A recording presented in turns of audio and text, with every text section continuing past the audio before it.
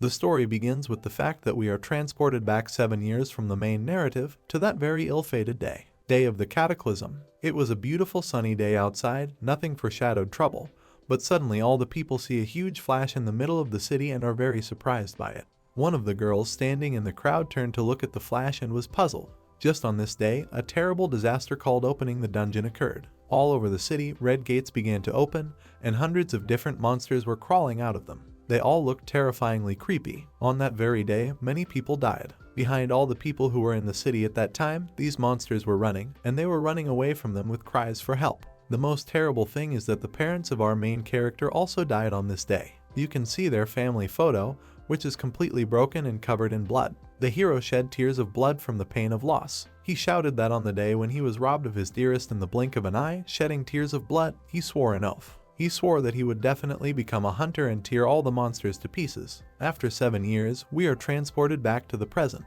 In front of us are memorials of people who died in that cataclysm. The hero was sitting on a bench with his things, his head bowed, and he'd just been kicked out of the hunter training center. He raised his head a little, tears welling up in his eyes. In front of him was a teacher who approached him, saying that he didn't want to beat around the bush. The hero better not come to the hunter training center. The hero's name was Han Sung-yoon. Song looked very upset, so he looked at the teacher and asked what he meant, what was the reason for his expulsion. The teacher rubbed his head and closed his eyes, telling Sleep to listen to what he was saying, because he knows very well that usually a cadet only needs to spend a few months in the center to awaken their abilities and become a hunter. The teacher looked at him with displeasure, and his eyes were purple. He added that the problem is that the period of its preparation is as much as 7 years. The dream looked at him and was negative. The teacher's eyes lit up, so he lowered his head and said that since they were having such a conversation, he decided to be honest. He called Sun a real weakling. Dream was very upset to hear this. Therefore, his facial expression is hard to describe in words. The teacher went on to say that if they continued to train him,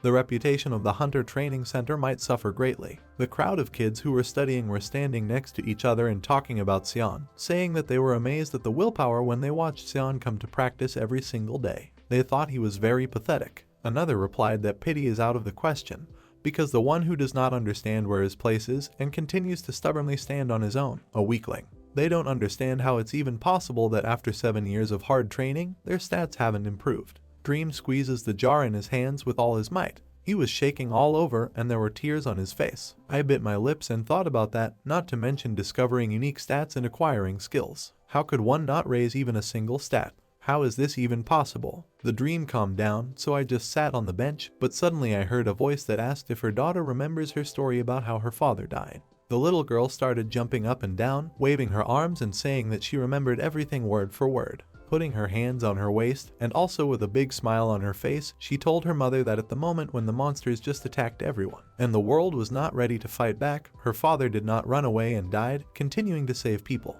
A mother with a smile on her face, looking at her daughter, asked what she should do if she faced difficulties in the future. The girl raised her fist up and said that she would look at the difficulties with her head held high, and also never give up. These words touched Sung to the core, so his eyes lit up and he raised his head. The mother started hugging her daughter, telling her how smart she was. But then they both turned to look at something, and there was a dream that bowed low to her. Then, he just started running away at a very fast speed. He was running far and very fast, and his only thought was that he had somehow managed to hold his own for the past 7 years. There was sweat on his face from exhaustion, but he kept running and knew that he couldn't give up everything, or rather, he just couldn't give up for anything. Sleep was running in the middle of the street, and clouds were beginning to gather in the sky. And then, after a while, it started to rain, and Dream was standing at a door and knocking on it. The door opened, and there was a bright light behind it. The same teacher who asked him to leave came out, because they had only once. Before he could finish, Song interrupted the teacher in front of him, asking him to just help him pass the hunter exam one more time, because he can't just give up. The teacher tilted his head towards him while it was raining outside, and then made a very angry face and shouted at him why he couldn't understand what they were trying to get into his head. Song was startled to hear such words, so he stood there with his eyes wide open. Then the teacher started coming up to him and poking his finger, asking that he came here because he felt sorry for the money invested in training. The teacher said that he would return half of it to him. Dream was shaking all over, starting to say that he wasn't here because of that at all. And then I gathered my strength and shouted in his face that he wasn't here for the money at all. But the teacher didn't believe him, so he slapped him across the face with all his strength. That the dream has already flown away. The dream flew into garbage cans and a huge puddle. The teacher started walking back in with an evil grin and said that he could see from his eyes that he was there for the money. Song bowed his head and closed his eyes. There was a bruise on his cheek and blood coming from his mouth. He was sitting in a pile of trash with his hands at his sides. His eyes were empty as he stared down, rain dripping down his hair. He only thought about what if he also had unique characteristics. He was sitting in a pile of trash and a puddle with his hands at his sides. He thinks that he shouldn't have asked for much, but if he had been given even a little bit of talent, then he wouldn't have ended up there. We see a drop of water dripping into the water, and then a notification appears that the Tower of Trial praises his unwavering will. Dream looks at this notification in complete shock and doesn't understand who exactly is praising it. There were air bubbles all around him. Then he started drowning in that puddle and screaming in fear. He didn't understand what was happening to him right now. His eyes were wide open in surprise. A cry for help could be heard all over the street. The teacher, hearing this, rushed out from behind the door and started yelling at Sung to leave already. When he went out into the yard, the mountain of garbage was empty, and he kept shouting that he was already sitting in his liver. But he was surprised when no one was there. The teacher lifted his cap and looked around, wondering what had happened to him. Garbage was sticking out of the tank, but it wasn't a dream at all. Dream was drowning at the bottom of the same puddle. He fell deeper and deeper. Sleep held his breath, but he was drowning so long that he couldn't get enough air. And suddenly he fell out of the water on the other side of the puddle. He was flying in some void, and a notice appeared in front of him that the trial tower had selected all the strongest on Earth. Song Chiding already thought that a second cataclysm had occurred. His hair fluttered in the wind, and he was very surprised when he read what was written there next. In the notification, he was asked to choose a difficulty level, because the higher the difficulty, the higher the reward. He bit his lips a little and thought that he didn't understand what was going on here at all, but his inner instinct screams with all its might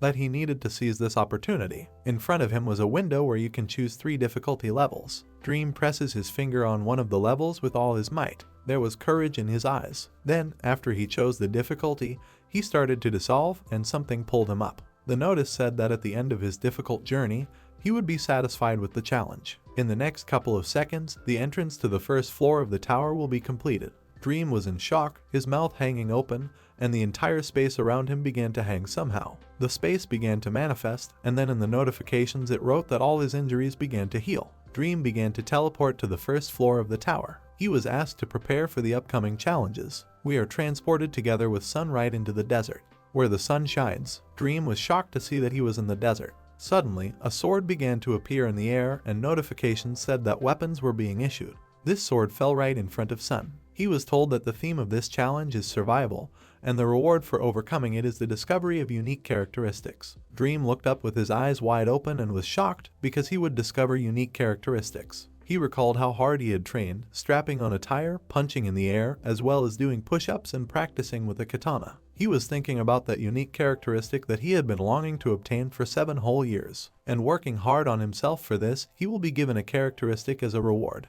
The dream looked crazy, but very happy. He thought it was a jackpot. So I immediately ran after the sword stuck in the sand. Suddenly, right under his feet, the sand began to move, which startled Sun. He started to run away, and someone started to climb out of the sand. Dream didn't understand what was going on. He was very scared when he saw what came out of the sand. Meanwhile, the training test began. The difficulty level that he chose was high. A huge sand golem appeared in front of Sun. He looked up, his eyes full of fear, and was confused. He was told to survive despite the sand golem's attacks for the allotted amount of time, and they gave him 10 minutes to survive. Dream started running right out from under the giant golem's feet and screamed in terror. The golem kicked the ground with all its might, so it made the entire ground tremble, so Dream was already falling off his feet. But another notification appeared in front of him, which scared him even more. He opened his mouth in surprise. It was written on it that the penalty in case of failure is death in real life. Song kept running away from that golem, shouting, and then he decided to keep one eye on his back and thought about how if he kept running like this, he wouldn't be able to lose the chase. The golem still continued to run after him, the sand flying in all directions under its feet.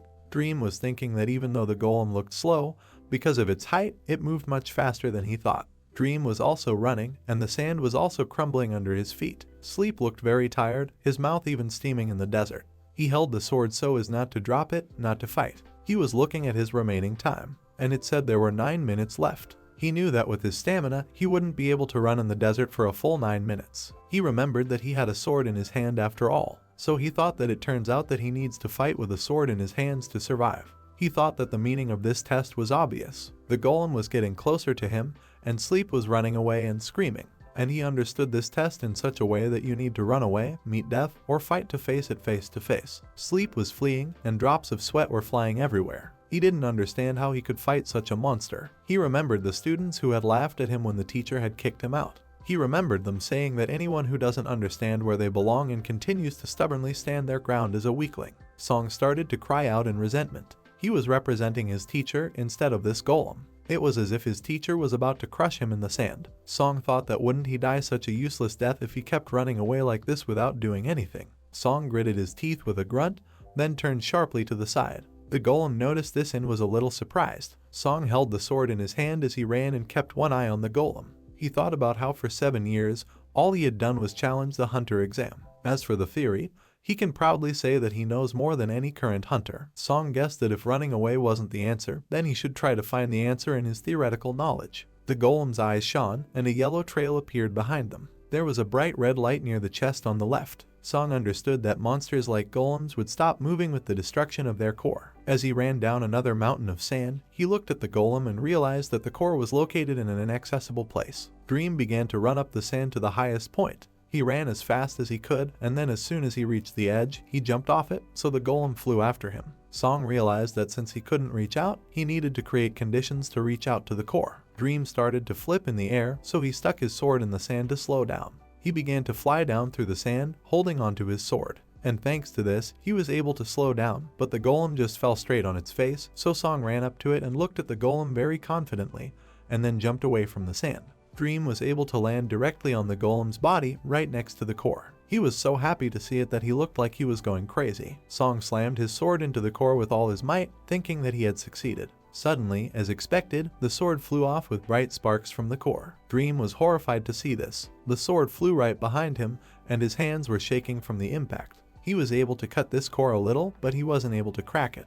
The golem began to scream. Dream jumped back and thought that the core was much stronger than he had expected. He bared his teeth and sweat ran down his face. There was a sparkle in her eyes. Song decided to make a second strike to win for sure, so he swung his sword and ran straight for the core. But suddenly, the golem was able to catch him. He grabbed it and squeezed very hard so that blood flew out of his mouth. Dream screamed in pain. He opened his mouth wide and tilted his head back. Dream again imagined that instead of that golem, it was his teacher. It was now made up of muscle and teeth. Dream thought about how everyone was telling him again that he didn't know where he belonged. He still held the sword in his hands as blood trickled down his arm and he was trembling all over. Song once again decided not to give up, so he grabbed the bloody sword and started shouting that he had had enough. Willpower and courage could be seen in his eyes. Song, being squeezed in the golem's fist, threw the sword that was dripping with his blood. This sword was able to directly hit the golem's core, causing sparks to appear everywhere. The golem began to scream in pain and red lightning flashed around it. In its core was that sword,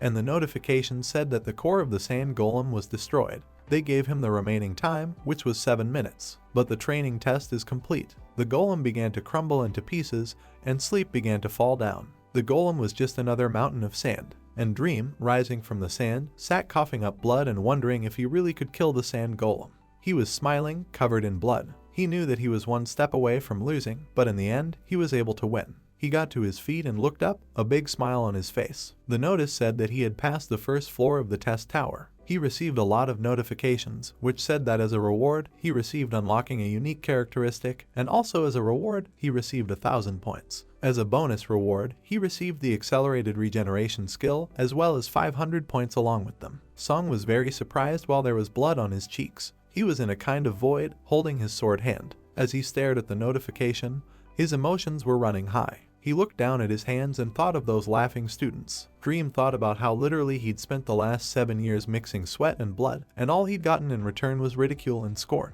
He shone all over because a unique characteristic was revealed to him. It was necromancy. Song thought that now he could definitely become a hunter, but he also knew that all his efforts would only be fulfilled if he survived. So Sung's eyes were a little blank. Suddenly, he opened his eyes wide in surprise. A red substance appeared in front of him. He didn't understand what it could be. Song still held his hand with his other hand and looked at the matter, saying that the black mist was formed in the place where the golem died. The dream decides to touch this matter, so the notification said that it activates a unique characteristic. He was asked if he wanted to absorb the spirit of the sand golem. Dream was very surprised and fascinated by this. He was thinking that he could devour a ghost, which means that this black mist is a unique characteristic of him. Dream agrees to absorb the spirit of the sand golem. This fog started moving towards him, and then all the way to Xiangwu's mouth, which made him scared. He was notified that he had absorbed the spirit of the sand golem, so his skill is increased by 7%.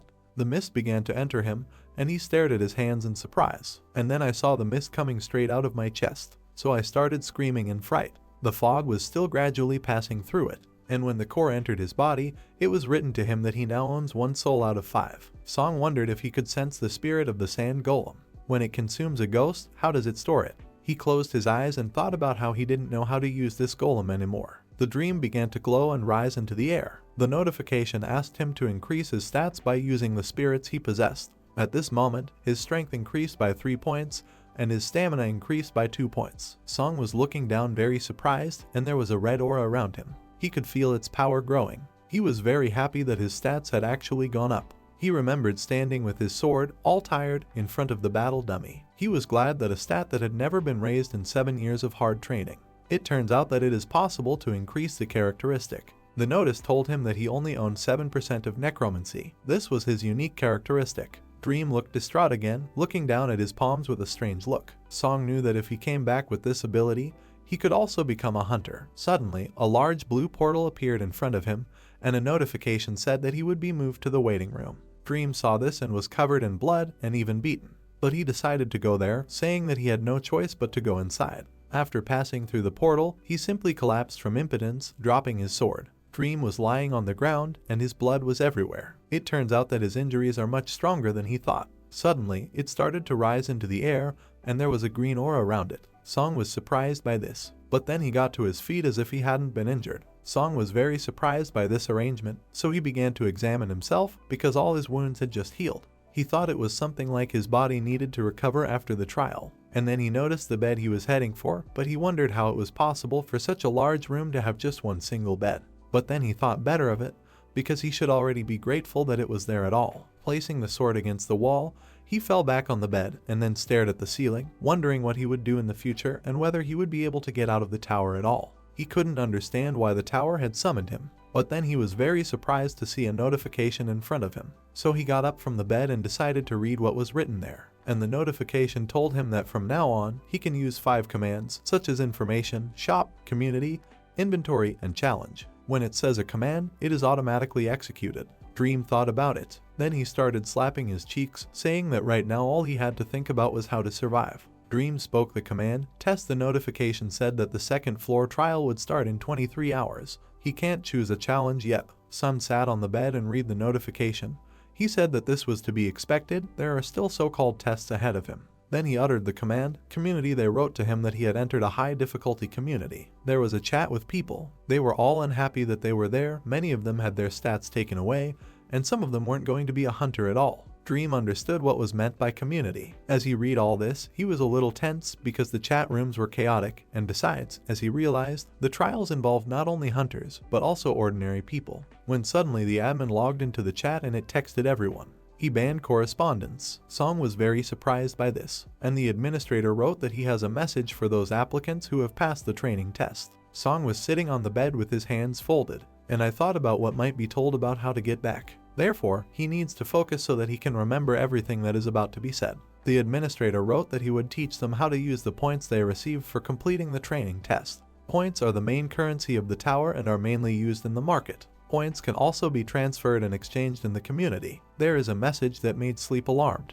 This is that in the challenge tower, they won't be able to get even a drop of water without points. The administrator added that these points can only be earned in challenges. Dream was terrified that they could only be earned during the challenge. He imagined walking through the desert, completely dried up, looking like a demon. And I knew that he must somehow adapt to life in this tower. Saying that he won't even be able to get even a drop of water without points means that he has no choice but to challenge and take part in the challenge to earn those very points. The administrator wrote that this is the end of his ads. Therefore, he left the chat and just the ban on correspondence was lifted. Song started holding his eye, and he was very angry. After all, if he returned, he could immediately become a hunter. But then he noticed his sword, which was placed against the wall, and he realized that the fact that he had only one sword in his hands did not please him at all. Sun decided to enter the store using the command. And so, we see that the dream is already standing with a shield in his hands, and also poses beautifully with a sword, and then jumps somewhere. He was thinking about how the hunters who had been sucked in with him had lost all their stats because of the tower,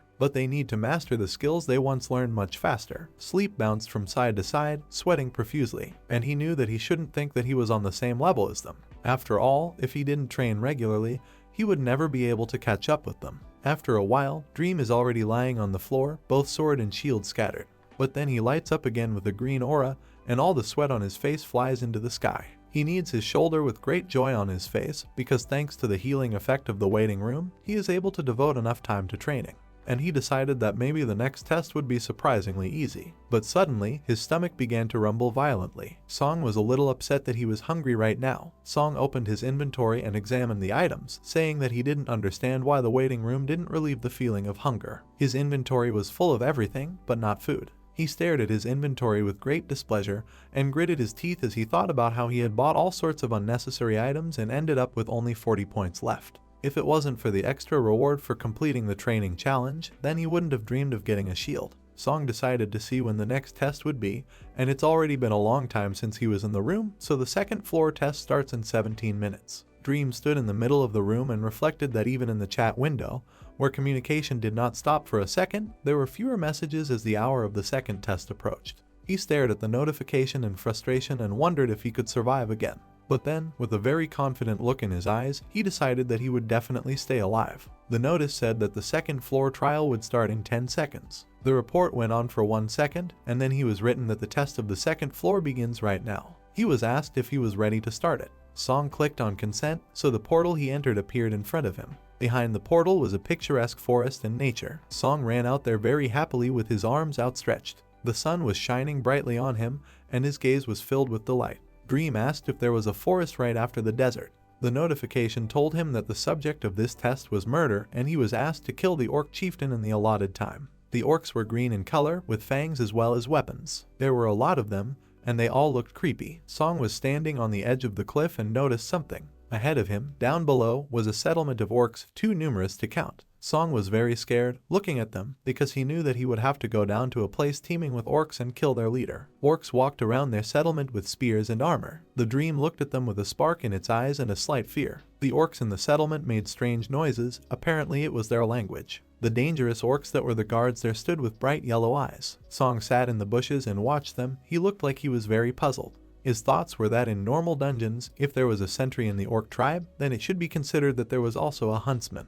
That orc looked very angry, with red eyes and an evil aura around it. Song thought about how he wasn't sure if he could even defeat an orc Jaeger, let alone this whole mob of monsters. He knew that in order to defeat the orcs, hunters of at least E rank would have to form a group, so his chances of winning were close to 0. Song looked at them with determination in his eyes, but he was thinking about how he could defeat them. As he lay in the bushes, he thought that first of all, he should retreat and think about a strategy, and then act. But suddenly, he came up with a plan, so he smiled and looked sideways. He thought that there was only one way that he could overcome the challenge. He took the torch in his hands, looking at the notification window. He said that he had collected enough logs. Looking at the torch in front of him, he decided that now he could act. So I reached out with the torch through the notification window, and just the same, the torch was placed in the inventory, and the dream was very surprised by this and was glad. After all, his plan really worked. The sun was still visible outside, and Song knew that even though the orcs looked like pigs, they were actually a conscientious race. The orcs were walking through the forest, covered in mud and carrying weapons, and Sun was hiding behind a tree, watching them. He knew that the huntsmen were supposed to go hunting in the morning and return by sunset, so he had plenty of time. The orcs were standing behind each other and had red evil eyes. Dream thought that there was only one thing he could do that would help him break through the numerical superiority that was the biggest obstacle on the way to the goal of this test. And it was fire. The orcs at the entrance were communicating with each other, making strange noises, and Song was watching them intently from behind the tree. He reflected that according to the Hunters Association, an orc sentry doesn't stand guard all the time, but returns to the village during a meal or rest break. So Dream waited for the right moment and started throwing torches all over the forest. I threw it at one bush and then at the other, and at this rate, the entire forest soon burned. The orcs were scared, so they pointed at the fire and ran around with buckets to put it out. In the middle of the village, everything was on fire, and the village was in the middle of the forest. Song knew that once the village was completely engulfed in flames, he wouldn't have to worry about running into the orc hunters returning from hunting. So before the flames engulf the settlement, he needs to catch at least 2 orc workers. 3 orcs were running through the forest with buckets of water. 2 of them took water and immediately ran back, and the third was just coming up. But while he was filling the bucket with water, Sleep was behind him, which scared him. Immediately, he stabbed him right through. The orc let out screams of pain. Then, he used his necromancy skill and consumed the spirit of the orc. The blood mist went straight into his chest, and he said with a smile that he was waiting for this. As soon as the fog reached the end of his chest, he was told that his skill had increased to 9%. When suddenly behind him was a very healthy orc, which is twice as tall as him. Dream noticed him, so he immediately turned around with a trace of his eyes, and the orc sentry hit him with all his might, but Song was able to protect himself with his shield, so he just went into the ground. Song watched as the sword pressed him into the ground and shouted, "Engulf." A blue aura began to appear around Sun, and the orc wasn't very happy about it. The notification said that his strength was increased by 4 and his agility by 2. Song immediately started making a counterattack, and his eyes were as bright as ever. The village was still burning, and Dream had already defeated the huge orc and started to consume its spirit. He also activated the accelerated regeneration skill, and he knew it would be risky to let his guard down. Song clenched his fist with all his might, and his stats are well increased from sentry, stamina increased by 4, strength increased by 2, and agility increased by 3. He realized that now he didn't risk dying if he met another sentry. Out of the burning forest comes Dream with his sword. The orcs notice him and shout, their faces showing that they are scared. Dream began to look at them all with his own eyes and counted that there were 3 orc workers and 1 sentry. There was also the old chief, and it turns out to be 5 in total. The huge orc was covering the old man's orc with its arm to prevent him from going into battle. The old man looked down sadly and said something in his own language. Sleep was thinking that if he carefully bypassed the sentry, he would be able to reach the chief without any problems. Dream instantly killed 3 orc workers, moving from 1 to 1. Thanks to the absorption of the sentry's spirit, the worker orcs posed no threat to the sentry. After he killed the 3rd orc and there was a lot of blood around, Song noticed something. And it was a huge orc sentry right behind the one Dream had just killed. The sentry struck directly at Sun with all his strength, but he managed to defend himself thanks to his shield. Because of this blow, his bone broke. Dream wondered if the sentry was distancing himself from the chief, or if he had decided to give up his duties as a bodyguard. The chief shouted something to the sentry, but the sentry continued to fight off Sun. And Sleep knew that, in fact, the sentry was the last obstacle. Suddenly, Song found the moment and decided to use it by launching his sword strike. His eyes shone and left a trace. The Dream was able to pierce the sentry's orc through. At that moment, the war chief started to create a whirlwind of flames, and Song, standing on top of the orc, pulled out a sword from it. The chief created a huge vortex of fire, and the Dream, seeing this, was very surprised. And the leader decided not to waste time, so he shot flames directly at the hero, but he defended himself with his shield. The war chief looked as if he was confident of victory, but then he noticed that the smoke had cleared and Sleep was behind it. This frightened the chief very much. The hero, standing all burned with blood on his face, received the achievement, the one who withstood the flames, for which he received the skill of resistance to burns. Dream was so angry that he even bared his teeth. He said the chief was finished. He started to approach the chief, who, out of desperation, began to create another vortex of fire, and the chief also screamed. But lo and behold, the Dream just cut off his hands that they flew into the sky. Pretty brutal. The chief began to squeal in pain, and then he just stared at his severed hands, which were dripping with blood. The chief just ran to his room, and the Dream looked very terrifying. But he wanted to avenge his parents, so he followed him to the ward. Dream cuts open the cloth that covers the entrance to the ward, and then he is shocked by what he sees. And there the same chief embraces the little orcs who cry and hold on to him. Suddenly, one of the kids approaches Sun with trembling hands and holds his leg. He looks up at Sung and cries. Dream reflected that they also cared about their family. Song almost burst into tears at this, so he just kept quiet. He remembered how his parents had been killed. They were shouting at him to get out of here because at least he had to survive. But the little orc pulls out a dagger from behind his back and then throws it at him along with the dagger. Song has time to react to this, so he hits him on the head with the lower part of the sword and says that the monsters are completely different from what he was thinking. This little orc immediately died from such a blow, but after it, the leader and the second kid rushed at it. Song knew that even if there was a chance that they would become ghosts following him, he would still exterminate them all. So the Dream cuts off the chief's head. The notification says that he has cleared the second floor of the challenge tower. Sun's shield was completely scratched and smashed. He looked at it and realized that the shield had fallen into disrepair, but it was thanks to him that he was able to survive. Sleep watches 2 notification windows with one hand and the other with the other, and he says that this time he was on the verge of failure again.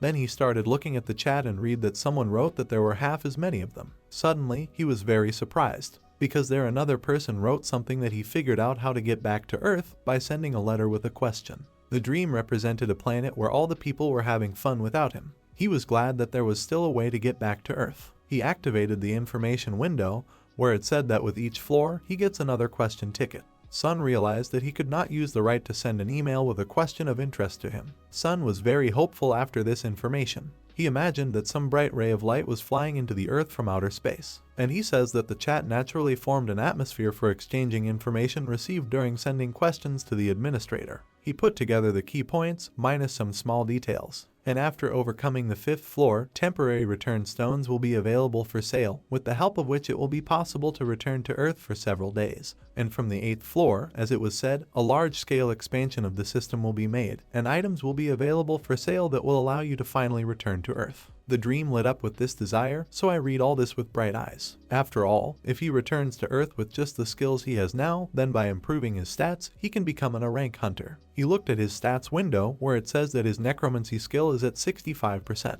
Then he held his head, knowing that on Earth such abilities would be called a jackpot. He looked down sadly, saying that it was only with grief that he made it halfway to the 2nd floor. The 8th floor is still like the moon. He was looking at his stats window, where his stats, strength, agility, and so on were recorded. He knew that in any case, he needed to think positively. His stats, which had always been at 0, were now close to the average of 20 points. He took off his burnt clothes, saying that first things first, he needed to absorb the 5 spirits that he had obtained by risking his life. Then, a light shone in his chest, and a blood mist appeared around him. Song looked at his stats, and his strength grew very much, as did his agility. Dream was very happy when he saw this, and there was a light in his eyes, and there was a red aura around him. The power overwhelmed him, so he ran around his room at lightning speed, and he also realized that he was beyond the limits of human capabilities, which he could only read about in a book earlier. Because of his speed, he was able to run on the ceiling. Jumping away from the ceiling, he ran across the floor, still at lightning speed, but then he started screaming and trying to stop.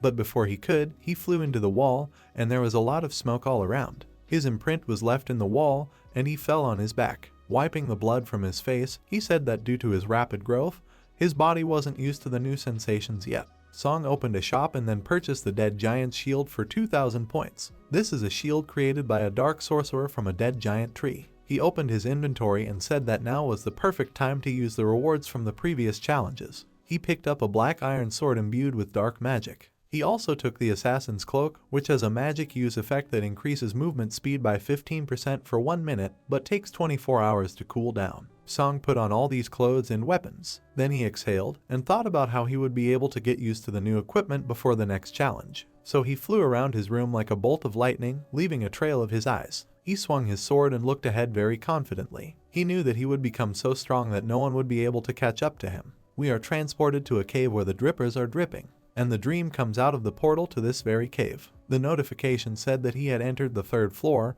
and the subject of this test was a duel. Song pulled on his hood and stared ahead with his mouth open. Then he stood in the middle of the light and looked up, asking what kind of cave it was. The notification said that the Dark Guardian would appear in 10 seconds. Sleep was very alert. He raised his sword and defended himself with a shield, because like the sand golem, it can appear from anywhere, so it needs to be alert. The notification said that it appeared. A shadow appeared behind Sun, wearing exactly the same equipment. Dream noticed him, and there was a spark in his eyes. But all of a sudden, that shadow pierced right through his back. It was red-eyed and had sharp fangs. Xiangwu was in a lot of pain, but he was looking at him. The notification told him to defeat the Dark Guardian. Han looked to the side and kicked the guards of darkness, and they bounced off each other and stood in the cave from which the light from the hole was coming. They looked at each other and Hana activated fast recovery. He thought about it and realized that if he hadn't turned around at the last second, his spine would definitely have been finished. He looked up and noticed the strange posture the Guardian was in. He took a closer look and realized that the Guardian was imitating him.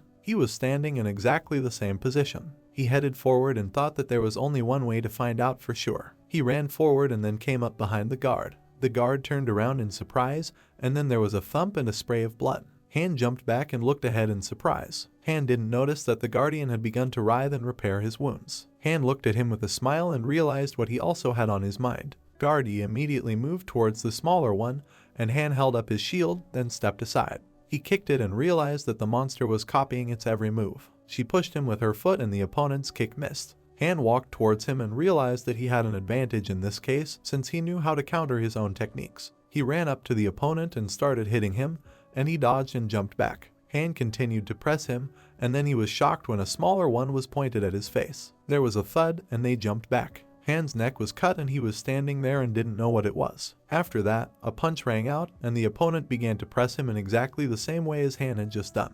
Han had a hard time blocking all of these attacks and realized that it wasn't just a coincidence. He realized that they hadn't fought for long, but his opponent was already quite well developed. He jumped out of the way, and the other man looked at him. He noticed that Han had struck a pose and was exuding a stern energy. The notification said that the Assassin's Cloak D skill activation has been activated. The movement speed has been increased by 15%. Han looked sternly ahead and realized that he couldn't drag out this battle in any way and needed to end it in less than a minute. He looked at the snarling monster once more and the notification started counting down. Han headed towards the opponent and quickly closed in on them. Then a punch rang out that Han was able to dodge. He walked under the blow and found himself in an advantageous position to strike. He stabbed his opponent in the neck, thus piercing it through. Han smiled and said that he had succeeded, and the monster started screaming in pain. Han happily raised his sword, then his arm was torn off and it flew to the side. Han looked at his hand in shock and started shouting. He was in terrible pain and his arm was bleeding profusely. He looked to the side and his face was covered in blood. He knew it wasn't over yet. He needed to focus. He looked at the monster that had almost recovered from the previous attack and realized that the monster wasn't moving. Even though it had a recovery tax, it probably needed time to recover completely from its last attack. He looked towards his hand and realized that this was his chance to defeat the monster, but he didn't have a sword hand. I wrote that Khan had a positive effect 15%, the time was 11 seconds. He desperately looked ahead and held up the shield that was in his hand. He realized that even though he was grasping at straws, it was much better than just waiting for his death and doing nothing in this situation. He started forward and then ran off, shouting. The master was surprised to see such determination. Han was closing in on him, then he also started growling and swung his arm to hit Han, who was heading towards him. Han punched him in the body, sending him flying backward and falling to the ground. He lay on the ground and continued to growl in pain. Han stood over him and climbed up and told him to die of pain. Then he started to finish him off with his shield. The monster's head flew off, covered in blood. I wrote a notification message. She was congratulating Han on reaching level 3 of the challenge tower. The system message said that the entrance to the waiting room on the 4th floor was made, exposed from all negative effects and injury. Immediately afterwards, Han's hand recovered and shone brightly. Han looked at his hand in surprise as he held it and then placed it against the wall. He clenched it into a fist and swung it. He hit the wall and it just crumbled into small stones. Han smiled and said that it was just a flawless healing. The system message said that the number of souls in possession was a 5th. The soul of the monster he just defeated, I am at a red light. He realized that the spirit of the doppelganger that he had obtained after passing the 3rd floor trial. As he stared in surprise at this soul that was emitting a lot of energy, he realized that the consistency of the spirit was incredibly dense. It was so good that it couldn't be compared to the monsters he had absorbed earlier. The system message wrote that the skill and unique characteristics of necromancy had been reached 100%.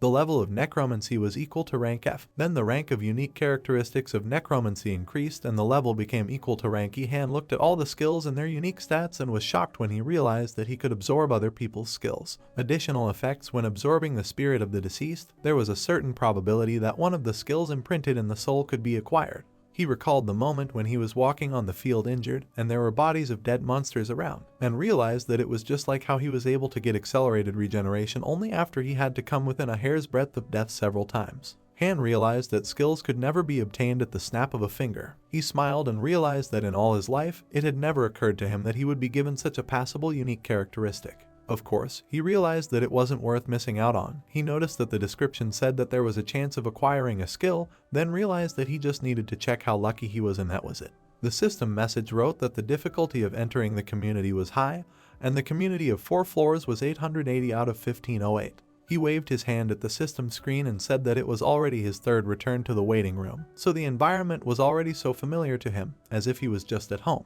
He thought about it and clicked on the system screen. He started looking through the messages and realized that here was information about the next test. He counted everything that others wrote and realized that on the 4th floor he was waiting for a combined test. He stared at the system screen and thought. He suggested that there will be a joint test with the formed teams of players. Kim wrote that maybe he was exaggerating a little, but they sent him a reply saying that the topic of the next test will be competitions. And since they're also talking about a competition between hunters, wouldn't that mean they have to kill each other? Han had calculated the situation and was horrified. He assumed that in the next trial, they would actually have to kill people. The system message says that the selection of applicants has been completed and tests of the 4th floor are starting.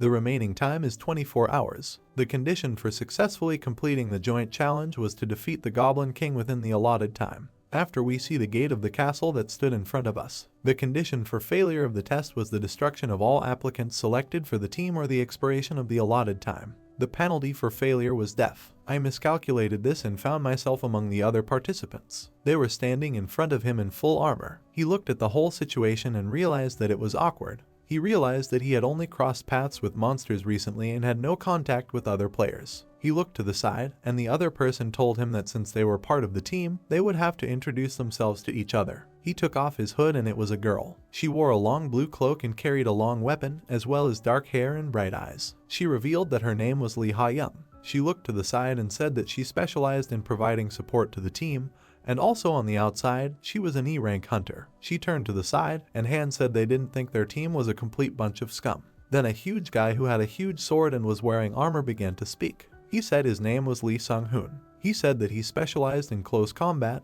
and was a D-rank hunter outside. Han was standing in the hood and didn't understand why he was trying to poke. On Earth, D-rank hunters were always polite. He stood in front of them and greeted them. He said that his name was Han Sung-yoon and said that he also specialized in close combat, but outside he was not a hunter because he was taking a training course. Song looked at him and asked what that meant. He said that he was just a cadet. Han was very surprised and listened to the insult in his direction. The dream said that he was a fool and that he should not dare to get in his way. Han looked at him and said that even so, he was still confident that he was good at fighting and could handle the role assigned to him. Song looked at him and said it wasn't a fighter. He looked at him with displeasure and said that he would warn him in advance if he decided that he was only harming the team, then he would simply interrupt him. Han stood and listened to all this. He remembered other people laughing at him, too. He had long since gotten used to this kind of look, and for a moment she forgot that nightmare. Then he was called out and Song, holding his sword in his hands, told Han to just stand behind and take care of small opponents who would cause problems. Han looked at him and said that not only did he make him mad,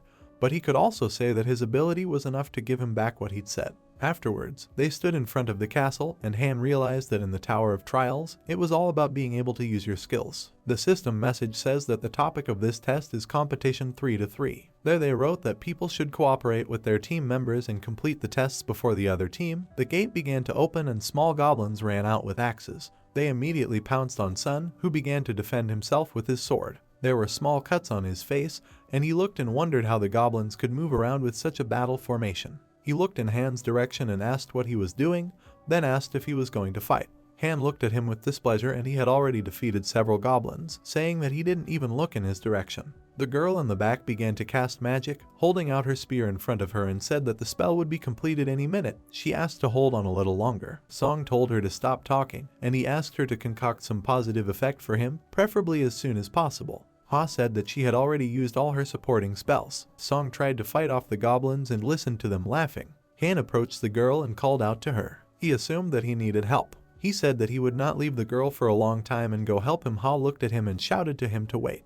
Han immediately rushed to the man and Ha said that if he just left like that, no one would be able to cover her from the rear. Ha pondered and looked back. There were many goblin corpses in the back that had already been neutralized. She couldn't believe her eyes that this was actually real. The goblins continued to attack Sun, who was barely holding back. They went on the attack and started attacking him with their weapons. Song couldn't keep his sword in his hand and dropped it to the side. The goblin jumped to finish him off, then Song started shouting that he was unlucky to be teamed up with a cadet. After that, Han easily took out a lot of goblins with a single swipe. Song held his hands to his head. I looked ahead and the goblins started screaming as their brethren died. Han stepped in front of Song and then called out to him. Han told Song to stand on the sidelines while he dealt with the monsters. Song looked at him in surprise, and Han confidently told him to stay out of his way while he was doing this. After that, he went to the crowd of monsters and began to kill one by one, deftly swinging his sword and chopping everyone into pieces. He had beaten a lot of monsters and the system message said that Han had obtained the Goblin Hunter achievement.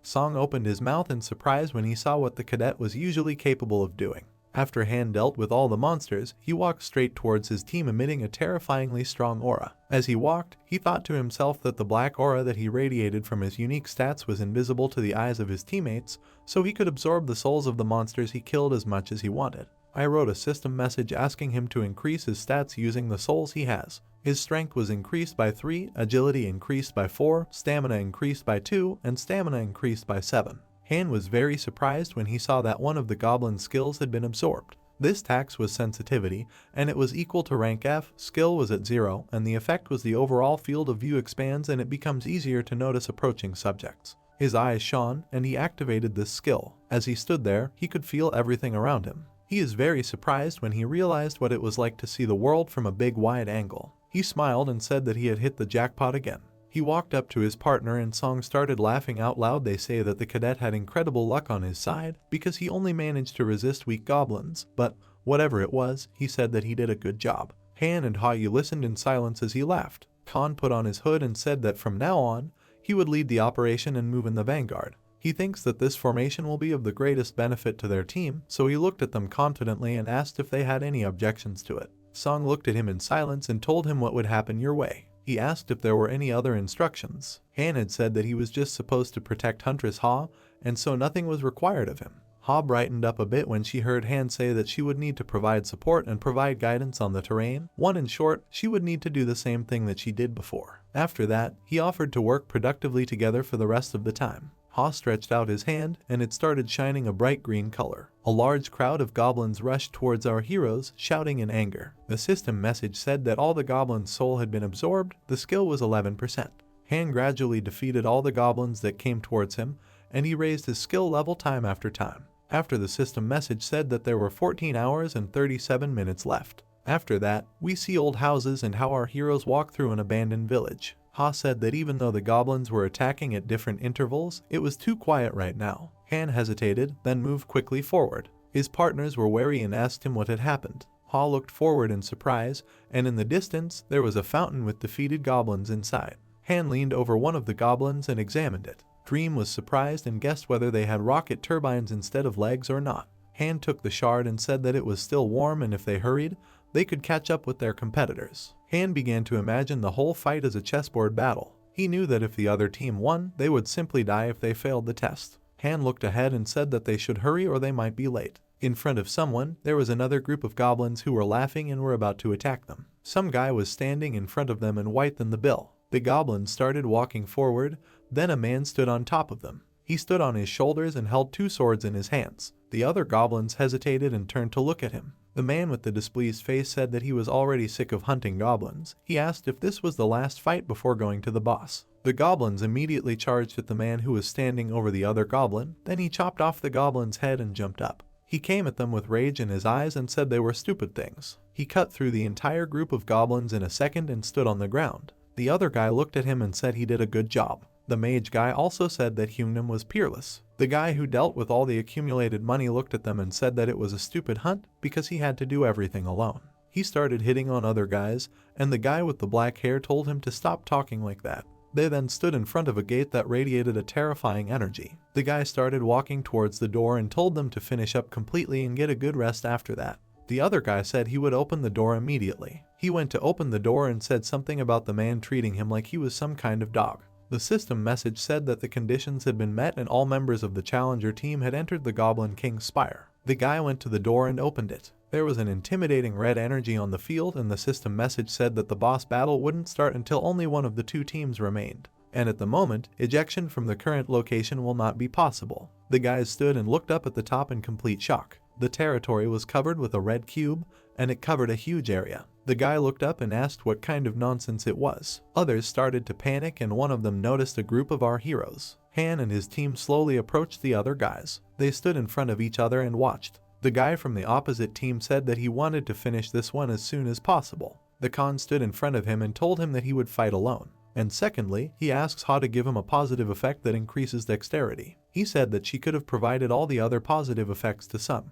Ha listened to him in silence. She said that she had seen with her own eyes that he was very strong. She looked at the opposite group and guessed that perhaps the people there would be more terrifying than all the monsters they had already encountered together. Han looked over and said he heard her, and if he judged that he was in a dangerous situation, then he would immediately give the signal. Until then, he would count on Ha's support. After that, she held out the spear in front of her and started applying a positive effect. She said that everything would be done. Han headed into battle, and he started to shine brightly, and the system message said that his agility was increased by 2, and the effect of increasing agility lasted for 10 minutes. Han walked forward and thought about it. He was completely convinced that he had already surpassed the skill level of the average hunter. On top of all that, he had just killed more than 30 goblins. The guy stood up in a crouch and said that he was coming to them all had to prepare for battle. Han said that he was strong enough to handle this challenge now, and then he furiously rushed towards the opposing team. It furiously rushed forward, leaving behind a huge cloud of dust that it leaves behind. The guy looked at him in surprise,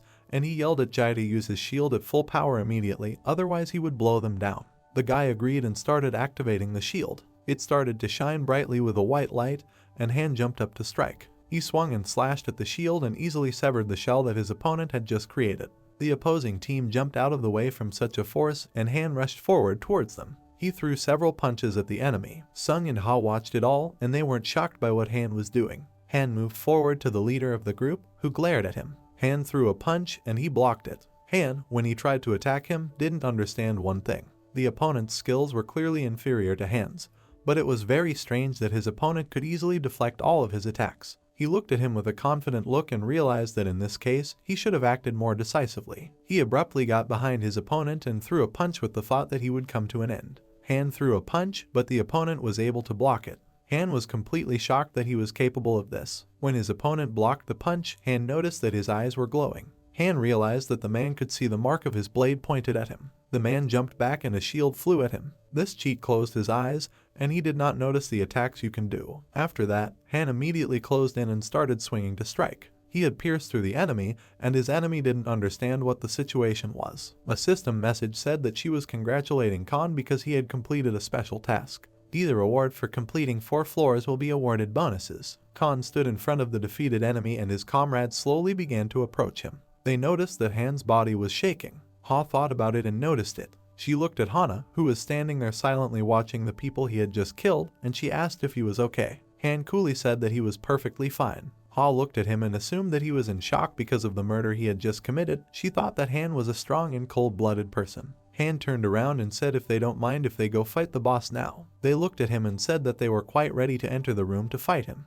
After that, we see how the boss was bleeding and how Han was on his back and stabbing him through. System message: the target of the challenge, the Goblin King, has been destroyed. Han descended to the ground, and behind him, the boss was also defeated. Song watched in shock and wondered if Han was a monster. The system message was written: congratulations, you have overcome the 4th floor of the test tower. As a reward for breaking through, all stats were increased by 4, and the D rank instant acceleration skill was obtained as a bonus reward. Then I moved them to the waiting room. Song awkwardly looked at his companions and said that he would leave them one.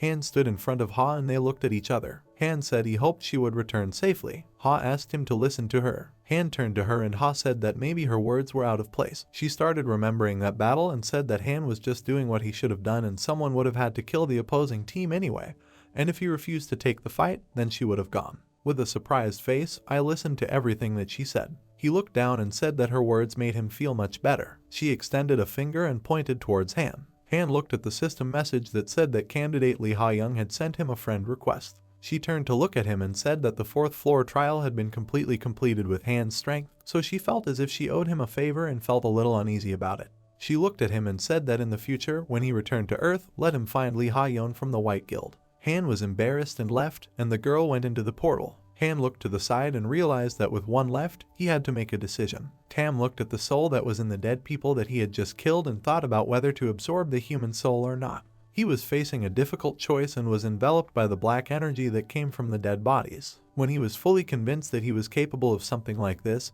he postponed the absorption process until later as he felt that he was about to come to an irreversible line. He stood up with a big smile in front of them and looked at them. He raised his hand and said that he had made up his mind. He had captured a person's soul and understood that although he had no intentions of killing people, but to become stronger in a situation where there was no choice, he was willing to commit murder. He grabbed the demon's soul and started absorbing it. He understood that in addition to his own desire to become a hunter, new ambitions were already beginning to sprout in his soul, and the Tower of Trials gave him such a chance. He will take full advantage of it, and he wants to continue climbing to the top of the challenge tower. I entered the portal and entered the waiting room on the 5th floor. After the system message, I wrote that the system expansion has started. A system of ranking applicants and summing up the results of the test was created. Han thought about it when he saw it. The system message asked you to enter his name. Han thought for a moment, then pointed. He thought that such a gentle word would do and wrote Hunter instead of his name. On the screen was a summary of the 4th floor. Han was surprised that everything was clear. He started flipping through the pages and wondered if he'd gotten lost somewhere in the list, too. After that, he was surprised when he saw statistics about himself. He was ranked 16 and was a rank hunter. The breakout time of the 4th floor trial was 11 hours, 14 minutes, and 51 seconds. The process of breaking through the 4th floor trial was equal to SS plus rank. The total summing up of the rank 4 trial was equal to rank A. Han calculated all of this and was surprised that his ranking was much higher than he expected. Applicants and those in the top 50 will be rewarded as trailblazers, and those who have gained the status of trailblazers will receive benefits on the 8th floor. If you continue to hold the trailblazer status up to the 8th floor, these people will receive the Halo privilege. Han was surprised and assumed it was something like granting a skill. He started scrolling through the system notes and said he'd get the details when the time came. A system message asked him to select a soul to absorb from the souls he currently has. The number of souls was 4 out of 15. It was the player Li Shen, Li Jaihu, Im Sang-yoon, and the Goblin King. Han started absorbing all of this inside himself, and the system message told him to increase his stats using the available resources. Han said that now he feels that he has finally crossed the boundaries of human capabilities and has become much stronger than before. Han bought the return stone and the system message said that it was an F+ rank stone, which allowed Han to leave the Tower of Trials for 3 days and return to his original location. Han grabbed the stone in his hands that was emitting dark energy and said that it was worth checking if it could move with his equipment anywhere. The stone began to be absorbed and Hanu began to redirect to the destination Earth. Han smiled and said that he was going back to Earth. After that, the system message wrote that the president of Ukraine confirmed his intention to return, after which a bright hole formed under him and he began to fall through there. The system message wrote that the takeover process was starting and the final destination was Earth. Han started to get sucked down, and he screamed loudly. The system message wrote that Challenger Han has returned safely instead of his original residence, and in 3 days he will be relocated to the Tower of Trials again.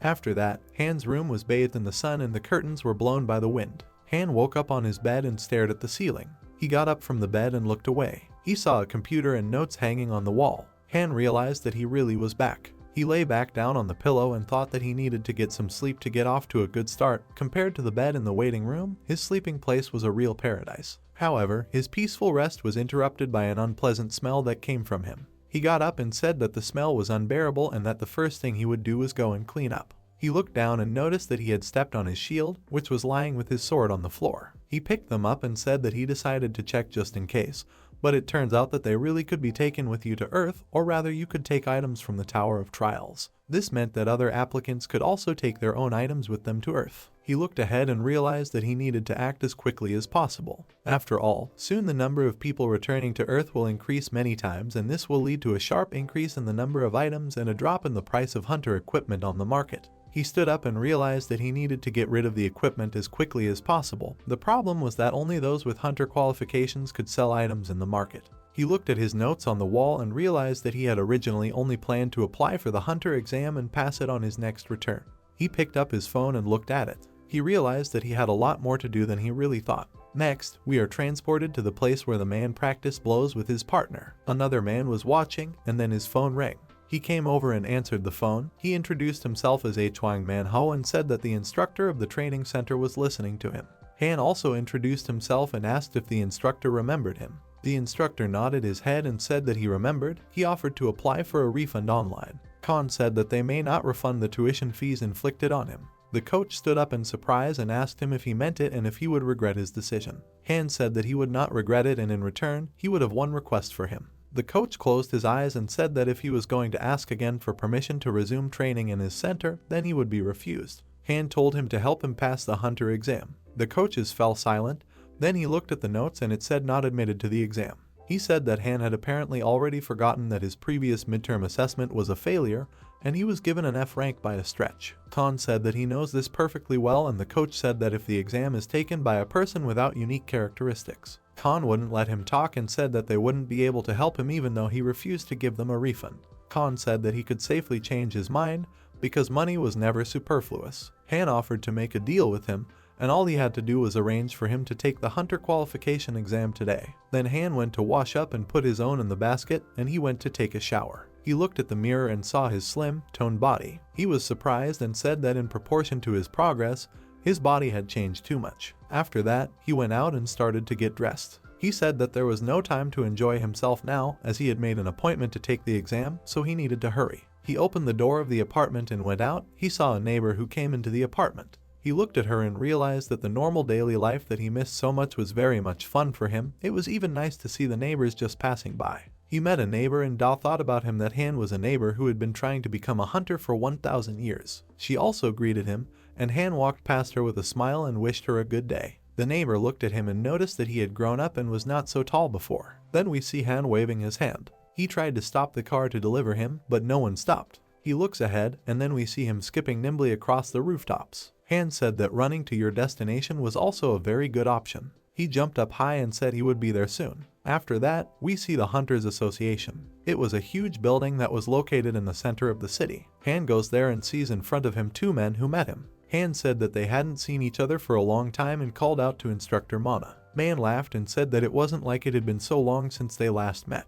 Han stood in front of him and realized that he had brought so much in the past few days that it felt like 100 years had passed. Man looked at him and asked if there was a lot or if Tom had to bring it. Han said that it was just like that, and it wasn't an easy day. Then a man in a suit came up to them and said hello. He introduced himself, and it was Kim Ying-ku. He said that she would be his examiner, who would monitor and evaluate his test. He looked ahead and guessed that Han might have known that at Instructor Man's request, he wouldn't need to take the theory proficiency test and interview. Then he asked if Han had any other questions about the exam. Han went ahead and said that he was well aware of how the exam would be conducted. Ying said it was great, then said that in that case, they could start the exam. He told him to follow him, and then we see Han standing in the middle of the room with a sword in his hand, and the instructors watching from above. Man called out to Kim while watching the process and told him not to forget about his request to eliminate him as quickly as possible. Kimmy said that he didn't need to worry about it. Monsters were prepared for testing for their best compatibility with the examinee. Kim looked ahead and told Han that as soon as he was ready, he should please choose the difficulty of this exam. Han could choose any difficulty from 1 to 10. Han looked ahead and saw a goblin standing in front of him. He used to always choose the first degree of difficulty in this exam, and every time he lost to a normal goblin. I remembered how he held onto his shaking hand and wondered why he was so weak. Han stood there and tried to say something, and then Man grinned and said that it was natural to choose the easiest one. Man looked to the side and he saw that Han was choosing the 10th degree of difficulty. Man was shocked by what he heard. Han looked towards Man's side and saw his smile. Man said he was just a fool. The alert system wrote that the exam had started, hunting the firebird. After that, a huge bright bird appeared in the room, which was ablaze with fire. Han stood in front of him and was completely enveloped by the bird's aura. His movements were slowed by 25% thanks to the predator's roar skill. Han's sword started to crack from the temperature. Man stood there with a grin on his face, remembering how he used to pick up a gun. He knew that this piece of trash would never pass the exam, because he had tweaked his weapon a little and made it look terrible. He looked at it all with a malicious smile and realized that the man should know his place. Man told Han to take a sip of water from the puddle. Then, a huge hot bird flew up in front of him and started flying all over the room. Han looked at her with a confident gaze and didn't doubt his strength in the slightest. After that, we see the memories and the final list of people. There were a lot of people who were happy that they were finally able to reach his goal. Han recalled that when he finally became a hunter, he thought that he was the best, but gradually the gap with his peers began to widen, his acquaintances left and slowly began to become one. And in the end, he gave up trying to fill this gap. Man stood there and understood that the world of hunters was based on innate talent. He accepted this fact and stopped trying to change anything in this life. It was as if he was standing behind a closed door that had been boarded up. He thought that people were forced to give up when they felt a wall they couldn't overcome, and not just him, but everyone else did. He looked at all of this and realized that this was why Han Yitong had to give up. He stood holding you in front of the huge birds, and when his sword broke, Mana realized that he had to give up. Han noticed that his sword had split into 2 pieces, and he jumped away from the bird. He realized that even if it was a low-level weapon, there was no way it could crack so easily. He looked to the side at the smiling Mana, who looked at the whole situation and couldn't believe that he was trying to frame Han.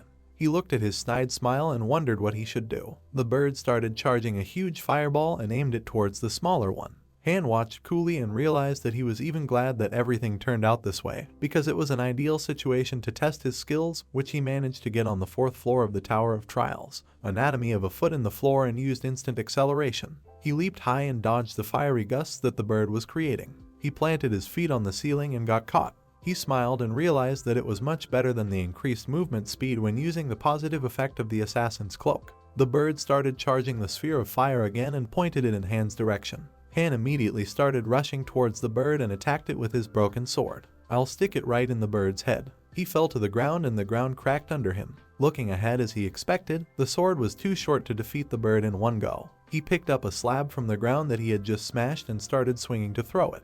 He threw the stove and Bird B began to roar loudly. The stove flew in next to the instructors and Nan shouted out what Han was doing. The bird fell to the ground and died. The exam was completed. Han waved at the instructor and asked in order of influence. He said he didn't expect the stove to reach the instructor. Han with a malicious smile looked in the direction of the instructor after a joyful woman gave him a document on which it was written that Han was a hunter of rank C. His T was close combat.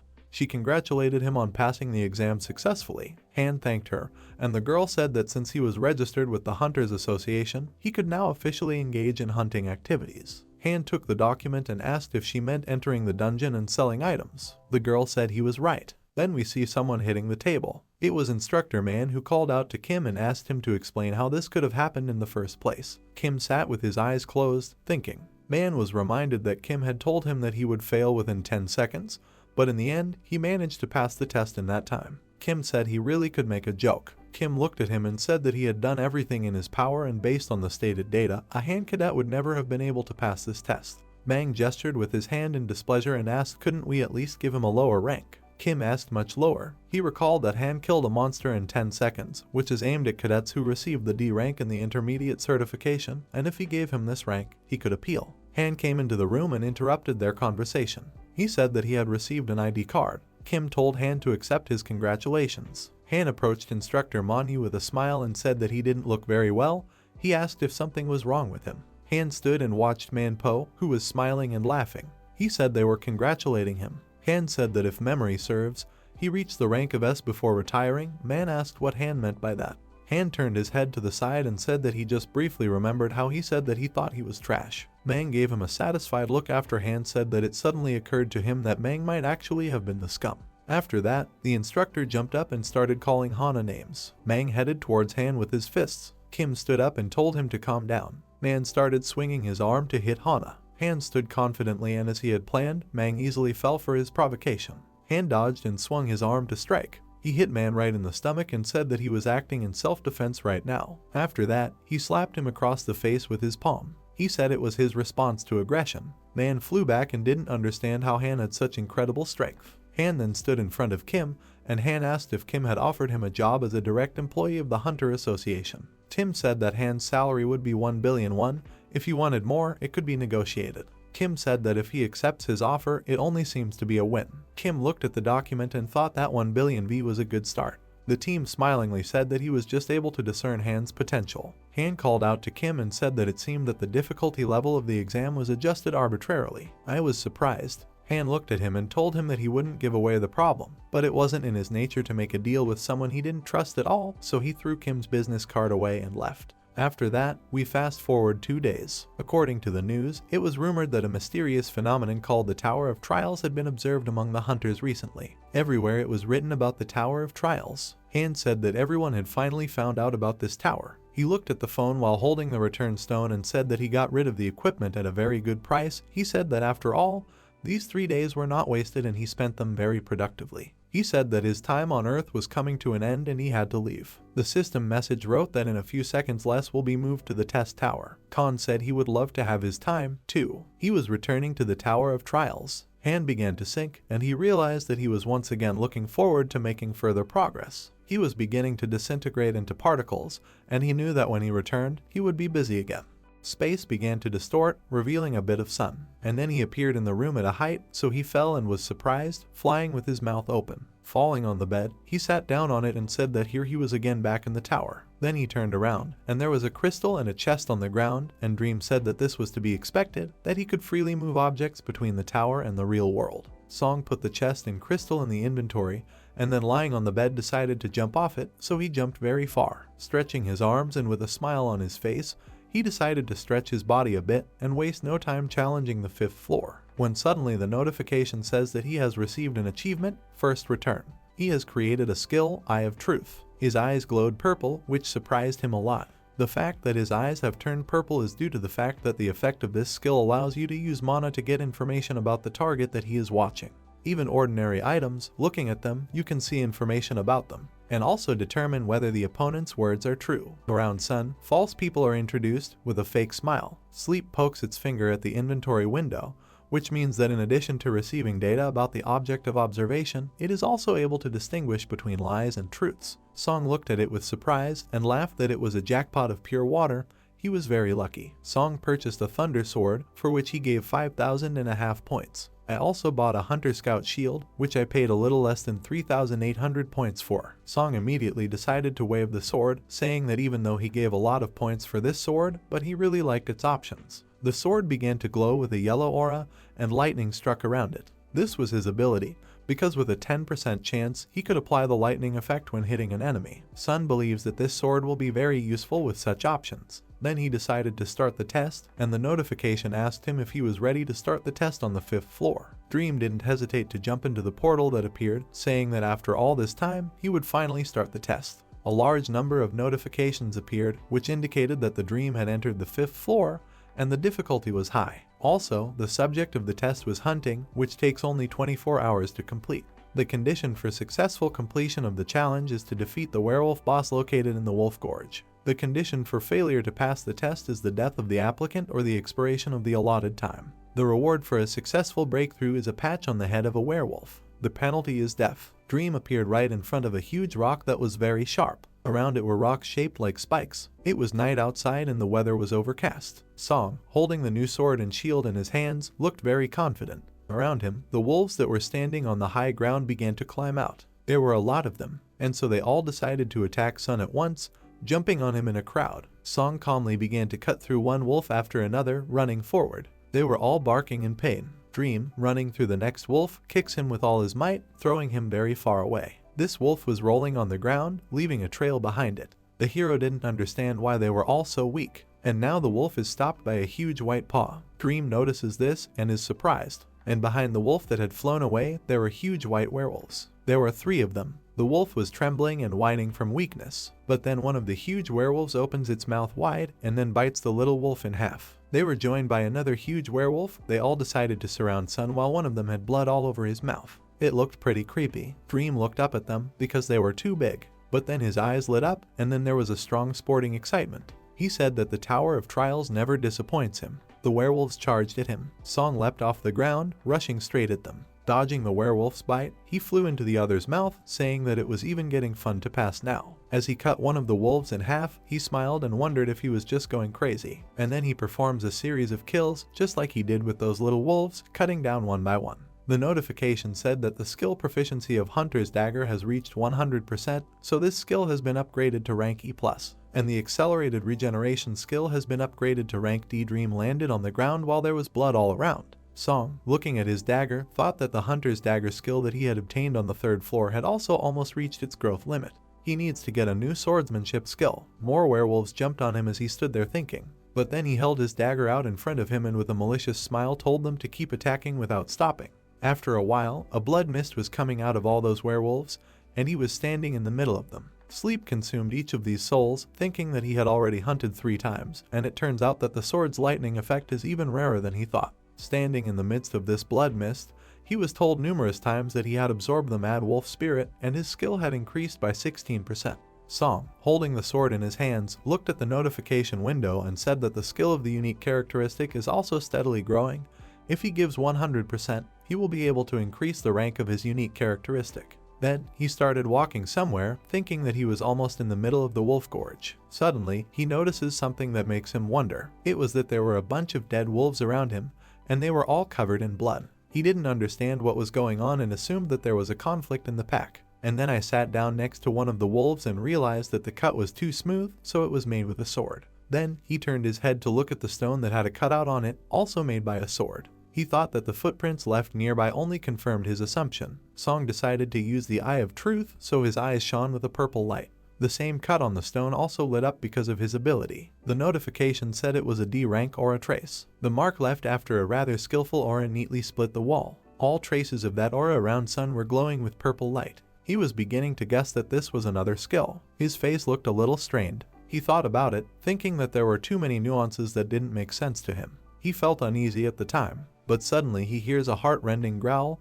which makes him afraid. Song realized that it was somewhere close to him, so he started running, causing his hair to flutter in the wind. He abruptly ran into some creepy cave. When he noticed something, he kept running. Song guessed that the roar was coming from the cave a little further away. When suddenly a huge red werewolf flies out of it, he was covered in blood. This werewolf did a few somersaults due to being thrown very hard. Song stood there with his eyes wide open, terrified. In the middle of these sharp rocks, a notification appeared that the werewolf boss, which is a condition for passing the test, has died. The cause of death was investigated and analyzed. The dead body of the werewolf boss was lying in front of Sun, and he looked at it and thought that it couldn't be that the target of the test, the werewolf boss, was really dead. Dream turned his head, and sweat was already running down his face from fear. The notification said that the analysis was completed. Challenger Han Sung-yoon's office was discovered to be invaded. Someone who was wearing metal armor started to come out of the cave. The notification said that the goal of the challenge has changed. Now Sun will need to kill a challenger from another dimension who has invaded his test. It was some kind of huge knight, fully clad in armor, with bright purple eyes and a huge sword. The knight and Song met face to face, and Song thought about the notification that he was able to invade and in general came from another dimension. 4 towers of different colors were located in the eternal void, and Dream thought that this probably means that the Tower of Trials exists simultaneously in several dimensions other than Earth. Dream stared straight into his eyes, not understanding how he could be there. This knight put his sword on his hand and asked Song that he was still alive. He didn't expect something like this from a challenger from an underdeveloped world. He asked if Song was the master of this trial. Then, he pointed the sword directly at the hero, his eyes glowing with a bright flame. The knight asked why he was silent, calling him a barbarian. He assumed that Sun was shackled by the fear of impending death. Song placed his sword to protect himself, and it was clear from his face that he was really scared. He wondered if this knight had also gone mad. The notification repeated that he was to kill a challenger from another dimension who had invaded his trial. The knight was pointing at him with his sword. Song stood with his sword in his hands in a battle stance, thinking that he never thought that there would be a situation where the target of his trial would be killed by an intruder from another dimension. Then Dream began to look at him, but the smile on his face was gone, and he thought that he was very lucky that the test was not failed. The knight started using his magic on the sword so that it glowed with a purple light, and then he said that Song was so scared that he couldn't speak. In that case, he decided to end his suffering. Song looked at him very angry and focused, knowing that he was about to attack. The knight ran to attack him, and then suddenly made a jerk, which was already followed by a purple trail from the aura. Song placed his foot under the body of that boss, and then kicked it directly at the knight who had invaded the trial. The werewolf's corpse flew straight at that knight's stomach, but he instantly cut it open with his huge sword. Suddenly, he noticed something, so he started looking away. It was a dream that flashed past him. He looked at him with burning eyes, and as he struck, he shouted that he was caught. Sleep hit him squarely in the back, sending sparks flying all around. But suddenly, he was startled when he saw what had happened. His sword just slid across that knight's armor without even dealing a drop of damage. Song planned to cut the armor in half. The knight was standing in front of him, charging the sword with magic, and said terribly that it was a dream caught.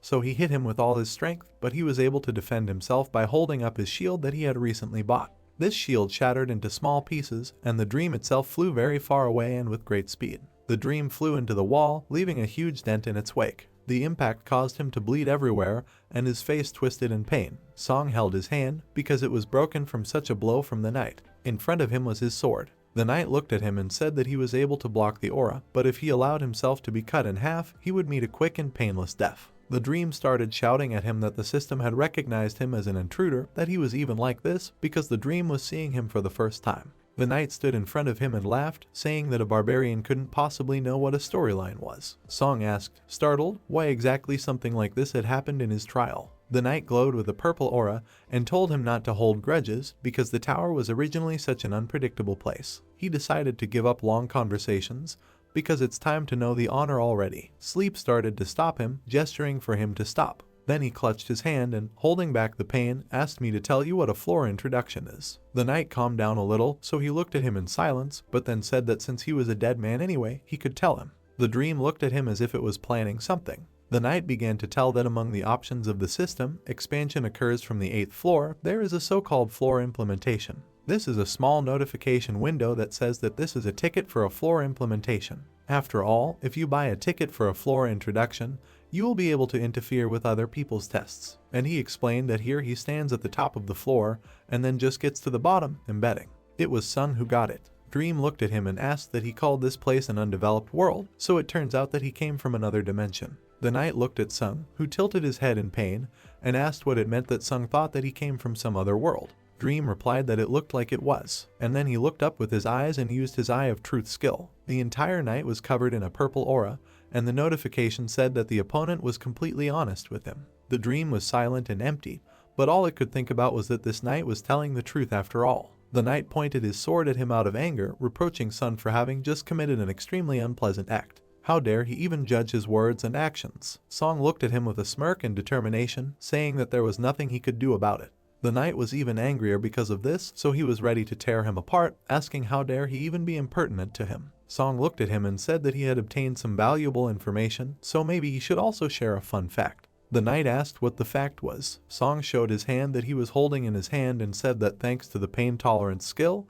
his injured hand is practically not in the way. In other words, he wasn't holding her down because he was in so much pain. Dream started to let go of his hand, and it was shaking and covered in blood. Just then, the accelerated regeneration skill was activated, and the arm was healed as if nothing had happened. Song added that if he let go of his hand immediately, it would automatically heal under the effect of the accelerated regeneration skill, but it seemed to him that the knight would only share information with him if he looked pathetic. The knight was very surprised by this and then began to prepare an attack, charging the sword with purple mana. He asked me what it was. That Song was just testing his healing skills. But he decided that no matter what, if his strength was only what he had demonstrated earlier, then he would not escape death. Song kicked the ground, causing his sword to fly into the air, which he caught. And then he placed it in front of him and shone with a red aura, saying that his strength continues to grow rapidly. The notice said that he could raise his skills with the souls he absorbed, but he hadn't used the souls of those werewolves yet. Therefore, his strength, agility, stamina, mana, and durability increased quite a bit. And the dream itself looked even stronger than before. It shone with a blue aura. The knight is shocked, because looking at him, he asked that in addition to the healing skill, he also has a unique characteristic. Dream activated the exclusive effect of the assassin's cloak, so his speed increased by 15% just for 1 minute. He put one foot forward and then used instant acceleration. There was a blue trail behind his eyes. The knight was already sweating in terror as this 5th floor challenger had so many skills. Dream made a sudden dash for the knight before he even had a chance to look. Song attacked him, but he was able to parry his blows, but after a series of blows, Song was still able to cut his armor. The knight held his sword in front of him, defending himself with it. He didn't understand what was going on, because it was only the 5th floor and he had such exorbitant stats. The knight got angry, so he shouted at Sun and started using his magic. He aimed his punch at Sun, who realized that the knight had activated his aura, and after calmly dodging his strike, the knight's sword stuck into the stone, and then he calmly began to cut the stone. Dream noticed this and started running away from him. The knight was able to cut through many rocks in a row with a single blow. Dream dodged these blows, thinking that aura is a high-level skill, so such a blow can cause serious damage to him. Dream jumped away from the impact, as if he had frozen for a moment and thought that he was definitely ahead of him in terms of stats, so he easily manages to avoid critical hits. But the real problem lies in his armor. The knight drew his sword across the stone, cutting it in half. His equipment is high level, impossible to destroy with Sun's current abilities. Dream bounced off his punches and didn't deal any damage to him at all. He ran behind him and kept hitting him, knowing that if he kept hitting him endlessly, one day he would get what he needed. Just during one of these strikes, a bolt of lightning began to strike the knight, causing that knight to feel pain. He screamed and didn't understand what it was at all. After all, Sun's sword is a thunder sword that can summon lightning with a 10% chance. Song was glad that this effect had finally happened, so he watched with a smile as his sword flashed from the lightning strike. The knight fell to the ground, blood streaming from under his armor, and his hands dropped to his sides. Sleep came to him as he coughed up blood. Song looked at it and looked puzzled, thinking that if the armor had the function of a lightning rod, it would add to his trouble. But fortunately, his risk was justified. The knight was trembling all over with pain, but then he leaned back and looked at Sun with a dying look and said that initially he should have won, because in front of him there is only a challenger from the 5th floor.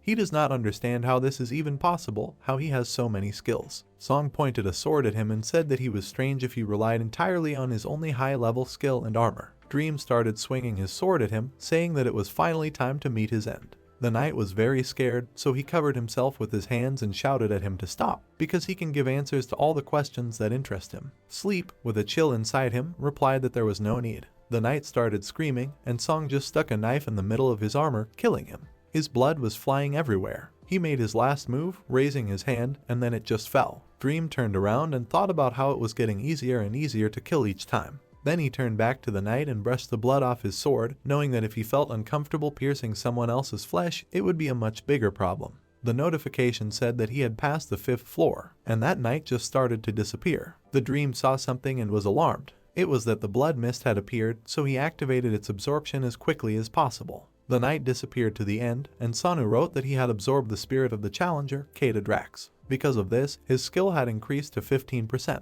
Song was a little worried, as he had almost missed the opportunity to devour this guy's soul. He realized that if you die in another dimension, you just disappear like a mirage. Song stood in the middle of these rocks, holding out his hand and wondering why he didn't get a reward message, when suddenly a notification appeared in front of him, which said that the difficulty level and reward did not match, so the content of the reward was completely revised. Song was very surprised by this, so he waited for them to tell him what his reward was. The notification said that as a reward for breaking through the Skill 3 Absolutes rank as a bonus reward, he received 7,500 points, and as an additional bonus reward, he received 3,500 points. He presented awards in the form of cups, where he was small and large. Song was very happy that instead of the promised C rank reward, he received an A rank reward, so he looked ahead with a smile on his face and thought that the invading knight must have been quite strong, since the system considered that the difficulty of the test he passed was much higher than the original one. However, he still can't believe that he was able to hit the jackpot in the form of an A rank reward. After going through the portal, he was informed that he had passed the 5th floor, was cured of all injuries, and information about the challenger Han Sung-yoon would be displayed on the test summary board. Song started to take off his cloak, then put it in his inventory. He sat down on the floor, leaning against the wall, and began to think about how he had somehow encountered an invasion from another dimension. The Tower of Trials can really take you by surprise. His gaze was too mysterious, and he was thinking that he had agreed to save the tickets for sending questions up to the 8th floor as much as possible. He opened the information window, where he had 5 tickets for the question. Dream touched the information window with his hand, thinking that he needed to ask about what a floor invasion was and whether it was even possible to find out about the impending invasion. After some time, he sent his request, and sitting in front of this window, an answer immediately came to him, which made him wonder. He started to open the email, not understanding why the reply came so quickly. The letter said that the floor implementation is a system that allows him to enter the tests of an applicant with whom he has a gap of no more than 10 floors. However, it can only invade personal trials, and special and joint trials cannot be penetrated. This is a system that expands from the 8th floor and is currently unavailable. Dream touched the window with his finger and realized that it was like breaking a ladder to climb. Suddenly, a red exclamation mark appears on the screen, and the notification says that this information is not available on its floor, and since the question is only half satisfied, the ticket for sending the question will not be used. I was afraid of this, because it turns out that even a ticket for sending requests is not omnipotent. He flipped open the information window and was glad that his ticket was still intact. He opened the inventory window with a smile and said that it was time to use the items that he had brought with him from Earth. Poking his finger at the inventory window, the same chest and stone appeared in front of him, as well as the broken shield. The chest glowed with a golden aura, and the notification said that he could use the Kraken Magic Tower recovery chest to restore the shield of the secret hunter. The shield has fully recovered from the shards, and the notification says that the remaining number of uses of the Kraken Magic Tower recovery chest has been exhausted. He was surprised that the performance exceeded all his expectations. After picking up the crystal, the notification said that he was using a purity stone. He said that, to be honest, buying a purity stone might seem like a waste of money, but he stood there and groped himself, saying that he felt that the feeling of freshness and vigor that comes after bathing is not a pity to give a couple of thousand won. After a long time, we see that the test of the 6th floor will start in an hour. Sun looked at this notification and said that he still has time, and thought that it might be worth checking out the test summary board and looking into the community. In summing up the results, he was in 3rd place, which made him surprised. Song looked at it and was glad that he had taken such a place. He knew that he had risen quite high from the 16th place. Then he started scratching his chin and wondered if this was getting him closer to being able to get the Trailblazer benefits,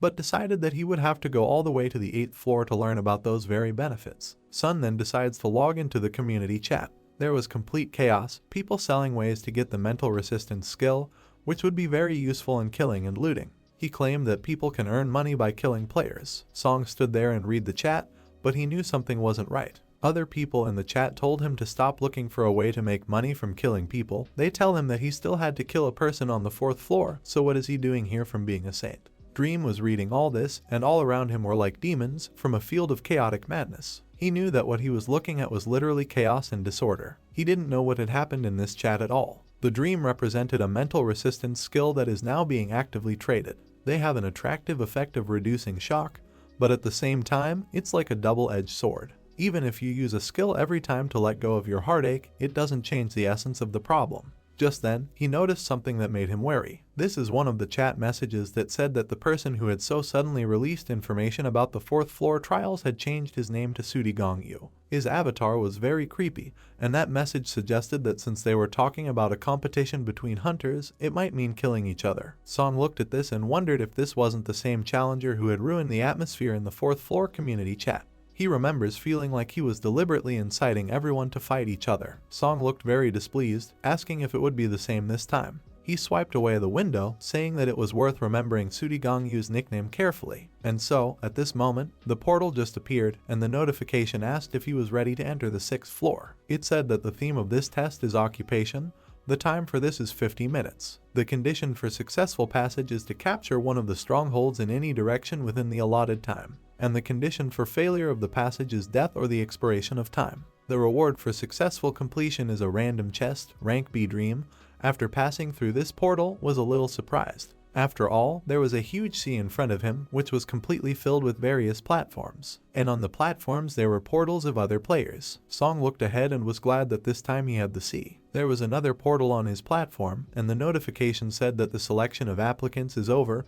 Everyone needs to work with their teammates to pass the test. Dream noticed that his team members didn't show up for so long. Maybe they fell asleep altogether. Sung walked up to the portal, and then a spear flew out of it right into Sung's face. Sung managed to dodge the spear and grab it, and then abruptly pulled a boy out of the portal by it. He looked very scared, so he flew with his mouth open. The dream threw him out so that he rolled on the platform. And then I went up to him and told him that he was attacking his own team, what he was doing at all. The guy started to get up from the floor, yelling at him that if he went to the community, then he should also have known what was going on. After all, killing is the easiest way to get achievements. The dream of hearing this just wilted. Standing right in front of this scoundrel, he asked what he wanted to say, that the most important thing for them is to earn as many achievements as possible, and it doesn't matter at whose expense they do it. The guy looked crazy and said that his hypocrisy goes beyond all bounds, and before he starts playing the role of a conscious and honest person, it's better to look around. And there were people on the platforms killing each other. One guy is lying on the ground, covered in blood, shouting that they are the same team. They all just kill each other by cutting each other in half with their swords. The guy said it wasn't his fault, and if anyone was to blame, it was the tower. One of the contenders had no qualms about stabbing his teammate to death with a mad face, saying that he needed to earn an achievement. Standing in front of this guy, he could hear screams of pain everywhere. Sitting on the ground, he asked, so he understood what was going on here. I called him a hypocrite again. Ah-song was completely disappointed in people, it could be seen from his face. Someone swings a sword and then kills another guy. Everyone was killing each other. And here we see two people shaking hands, and one of them says that in such a difficult situation, they should join forces. The boy smiles and says that he is glad that he met someone who is of the same opinion as him. And the girl, looking at all this, replied that this is a disgusting betrayal. The guy waved his head, saying that they should have come to their senses. And suddenly the girl pierces him right through with a smile on her face, saying that you need to assess the situation with a sober mind. Her eyes turned red, and she said that even without really understanding what was going on, he shakes hands with the opponent without a drop of doubt. How was he going to draw his sword now? A notification appeared in front of her that she had received achievements, Vile Assassin, and its durability is increased by 1 unit. The guy just dropped dead. Song watched her do it, and the guy sitting in front of him with a smile on his face said that he should be honest because he also wants to get achievements. Dream was looking sideways, and he was telling him not to play the holy fool. And then he took out his sword, thinking that he was finally distracted. He threw his sword straight at Sun and shouted for him to die. His sword almost touched Sun's eyes, but it instantly moved behind him and pierced him through with a spear. The guy was bleeding profusely and was surprised what kind of instantaneous transfer it was. Sun was given an achievement, Traitor, and the strength has increased by 1 unit. Song watched the blood spurt out of him, and I knew it was pretty weak. He turned his head and took a stance, thinking that this was a special test, a joint test. They are all just a joke to the chickens, but at the same time, this test can be safely called a kind of event, special for him. While his cloak fluttered in the wind, he stood still and thought that here he could improve the skill of his unique characteristic, and if he was lucky, maybe even add a couple of new skills to his piggy bank. He looked ahead very confidently and understood that, however, he wasn't going to specifically attack to kill the other challengers. It will simply fulfill the test conditions and fight those who first decided to attack it. Some guy raises his hand up and performs some kind of spell. It was an iron dome, a dome that covered everything around him, preventing him from doing anything. The dome completely covered the entire platform, and the magician who created it is very happy because this is the perfect test for him who studied water magic. He turned his head and saw Dream running across the bridge, sending water flying everywhere. Suddenly he jumps off that bridge and goes straight to that magician. Song noticed him and looked angry. The boy looked at him and wondered who he was. Dream flew into his dome with all his might, and the guy started laughing at him, shouting at him that it was an impenetrable iron dome.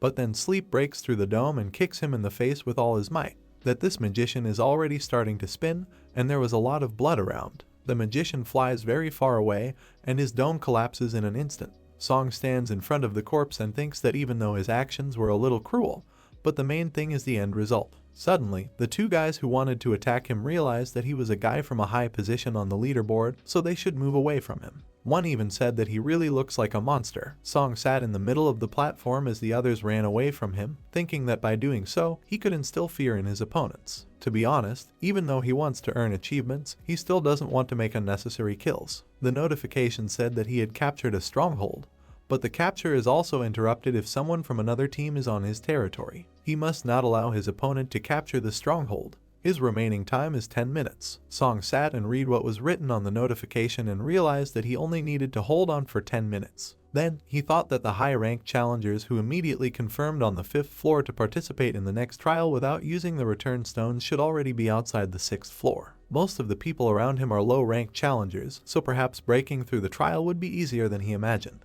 After all, the test on the 6th floor makes you think about a lot. This distrust of people is the reality of a low-ranking contender. The dream imagines these words as two people with their backs to each other and red eyes, and also represents a lot of people killed just for nothing. This is the darkness and gloom nurtured by the Tower of Trials. Song looked ahead with a twinkle in his eyes, realizing that the false sympathy was the real hypocrisy, even if he managed to turn his opponents away from him by switching their attention to another strong point.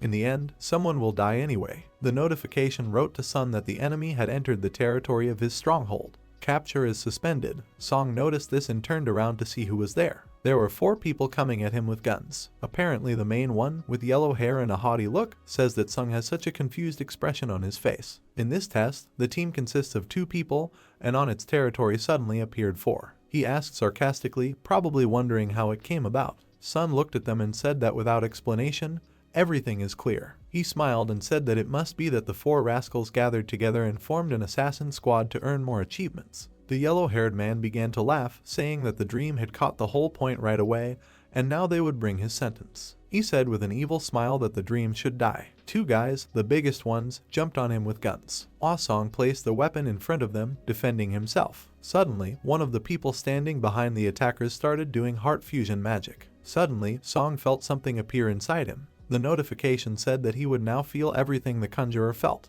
After that guy took out his dagger and started slashing at his own arm, crying out in pain. Song dropped his sword, for he too was beginning to feel pain. The sword fell to the ground as he stared at his hand and activated pain tolerance. He is attacked by a bald man with armor, and then he pours water from a bucket on Sun. Sleep closes his hand from this water, but the notification said that once he touched the water, then his strength, agility, and endurance are reduced by 10 units. The penalty will last for 2 minutes. Sleep was covered in water, standing with his mouth open. He realized that it turns out that there will be a penalty for contact with water. While he was standing, 2 warriors were flying at him, and the other 2 were standing behind them. They both started attacking Sun, and he knew that this was a really bad situation. But then he smiled and looked at them with burning eyes, saying that he was only bad for a normal player. They started swinging their swords and were about to injure Hana. Han looked down and his hand started to glow red. He said that the strategy of depriving the enemy of weapons and reducing their stats was quite good, but they made one fatal mistake, because of which they will now receive. Han reached out and grabbed the boy's face. He started swinging and said that they had chosen the wrong opponent for themselves. After that, he put the guy down on the ground, and because of this, the ground started to crack into many pieces. The people who were there, they were completely shocked by what Han just did. The Khan tore off his head, and he stood and watched in silence. The system message said that he had received the kill achievement of 1 hit. Created a skill called Contempt for the Weak, which had a rank of F. The system message said that the skill Contempt for the Weak had 0% proficiency. Effect: if the opponent can't surpass any of the user's stats, then the strength increased according to the difference in stats. His partner became angry and rushed towards the Khan, swinging his sword. He told him to die and called him a fool. The system message said that all of the enemy's stats were lower than the user's, so the disdain for the weak skill was activated. Powerless was increased by 1. The guy struck with his sword, but at the place where Han was, he was no longer there. The guy looked ahead, and Han then hit him with her knee. The guy jumped back, then Han finished him off with his foot. The system message said that he had obtained the Merciless Assassin achievement.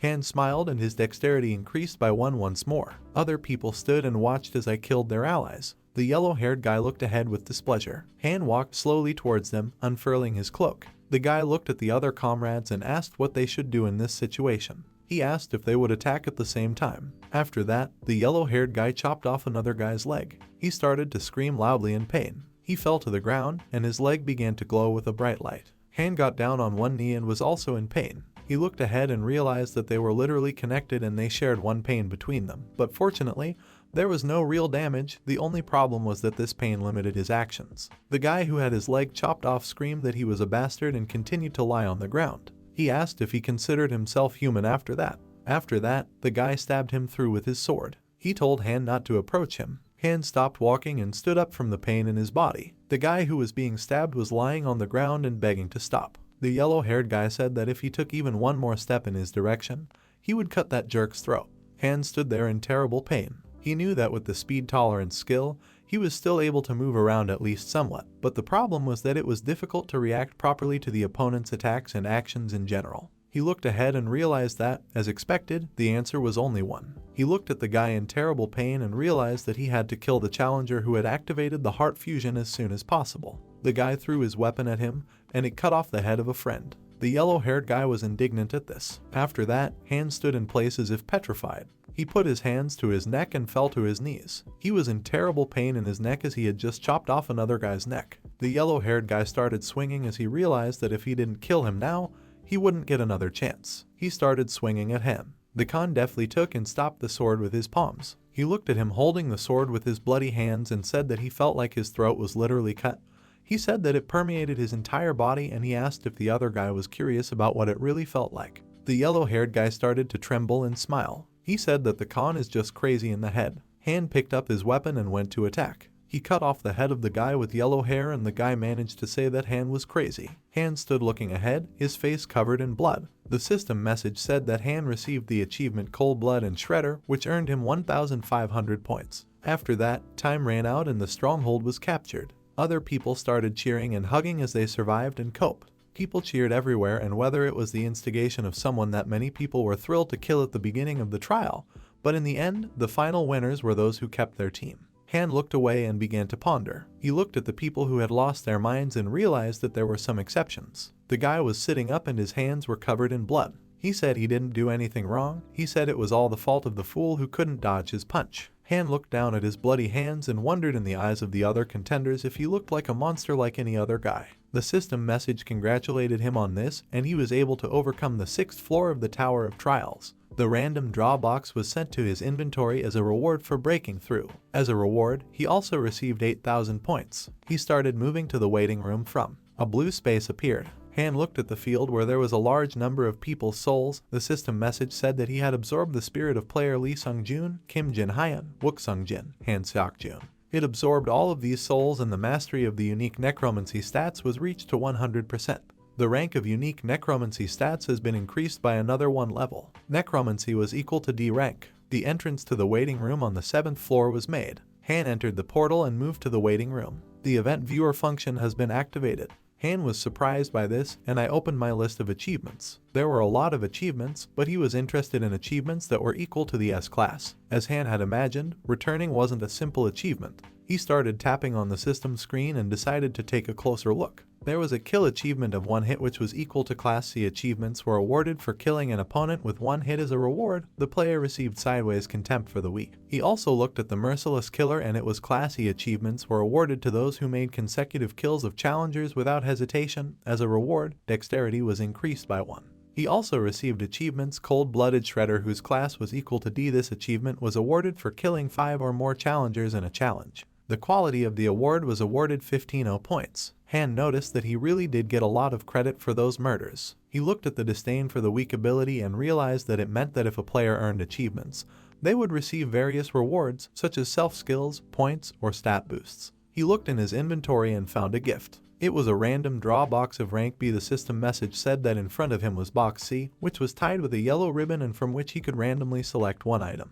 After opening the box, he randomly received one of the items from both rank F and B. He took the gift in his hands and realized that it was a slightly ambiguous reward for breaking through the 6th floor. If the rank varied like this, then it probably wasn't worth waiting for much time. After that, he pulled on the ribbon and said that he would just pull out the item and start absorbing souls. He opened the box and it started shining brightly. Something jumped out and she did a somersault and landed on the ground. It was a green animal with black eyes and fangs. Han stood in front of him and didn't understand what was going on. Then he smiled and asked what kind of Pokemon it was. He wondered if he should catch it.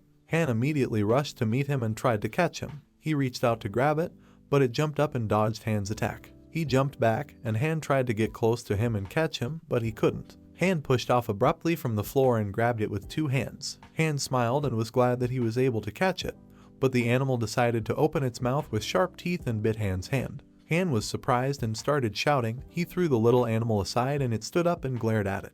Han started to give off an evil aura, and he started sneaking up on him with a malicious smile. He said that the animal was cute enough, so he tried to go easy on her. Then he jumped and went to catch it and said that now let him not expect mercy from him. Han started chasing him again for quite a long time and trying to catch him. Then he looked up and jumped. The animal was surprised at what Han was up to, and Han then pushed off with his foot and found himself behind the animal. Han started swinging his arm and was about to punch the animal. He hit him on the head and the system message said it was a critical hit. The bubble's head was pierced, after which it broke into many parts and inside it was some kind of glowing thing.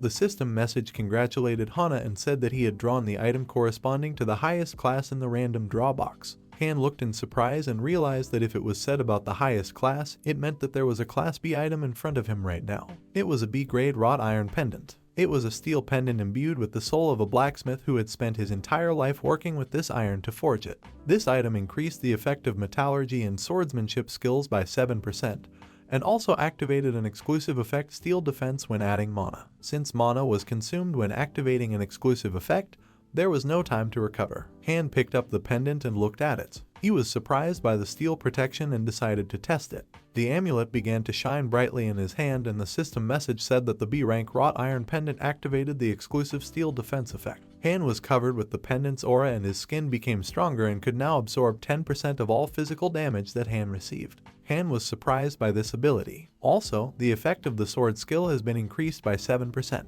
Han said that this pendant's parameters were much steeper than most A-class items. He looked at the amulet that was shining brightly, and he realized that it was equipped with both attack and defense and it was truly a very powerful item. Han put it on himself, and he said that he did not expect anything from this prank, but received such an amulet. Khan said that he had clearly hit the jackpot. After that, the effect of the amulet disappeared, and the aura of the air also stopped radiating.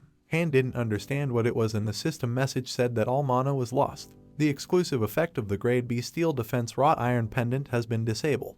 Han looked at his amulet and said that it was an exclusive effect that absorbed Mom at the speed of light. He's tucked the amulet behind his shirt, and he realizes that he should have saved enough mana to use it at a critical moment in battle or whatever. After that, he turned to the other side and wanted to check the status window of the unique characteristic that was recently assigned a D rank. The system message asked if Han was ready to start the test on the 7th floor. Han looked and asked what it was. Wasn't there usually a waiting time allocated before the next floor was challenged? Han looked at it and said that if there was an opportunity to start testing a little faster, and then he didn't see anything wrong with it, so he would agree no. He wondered if the time allotted for waiting had also disappeared or not. A system message warned that logging into the community was very difficult.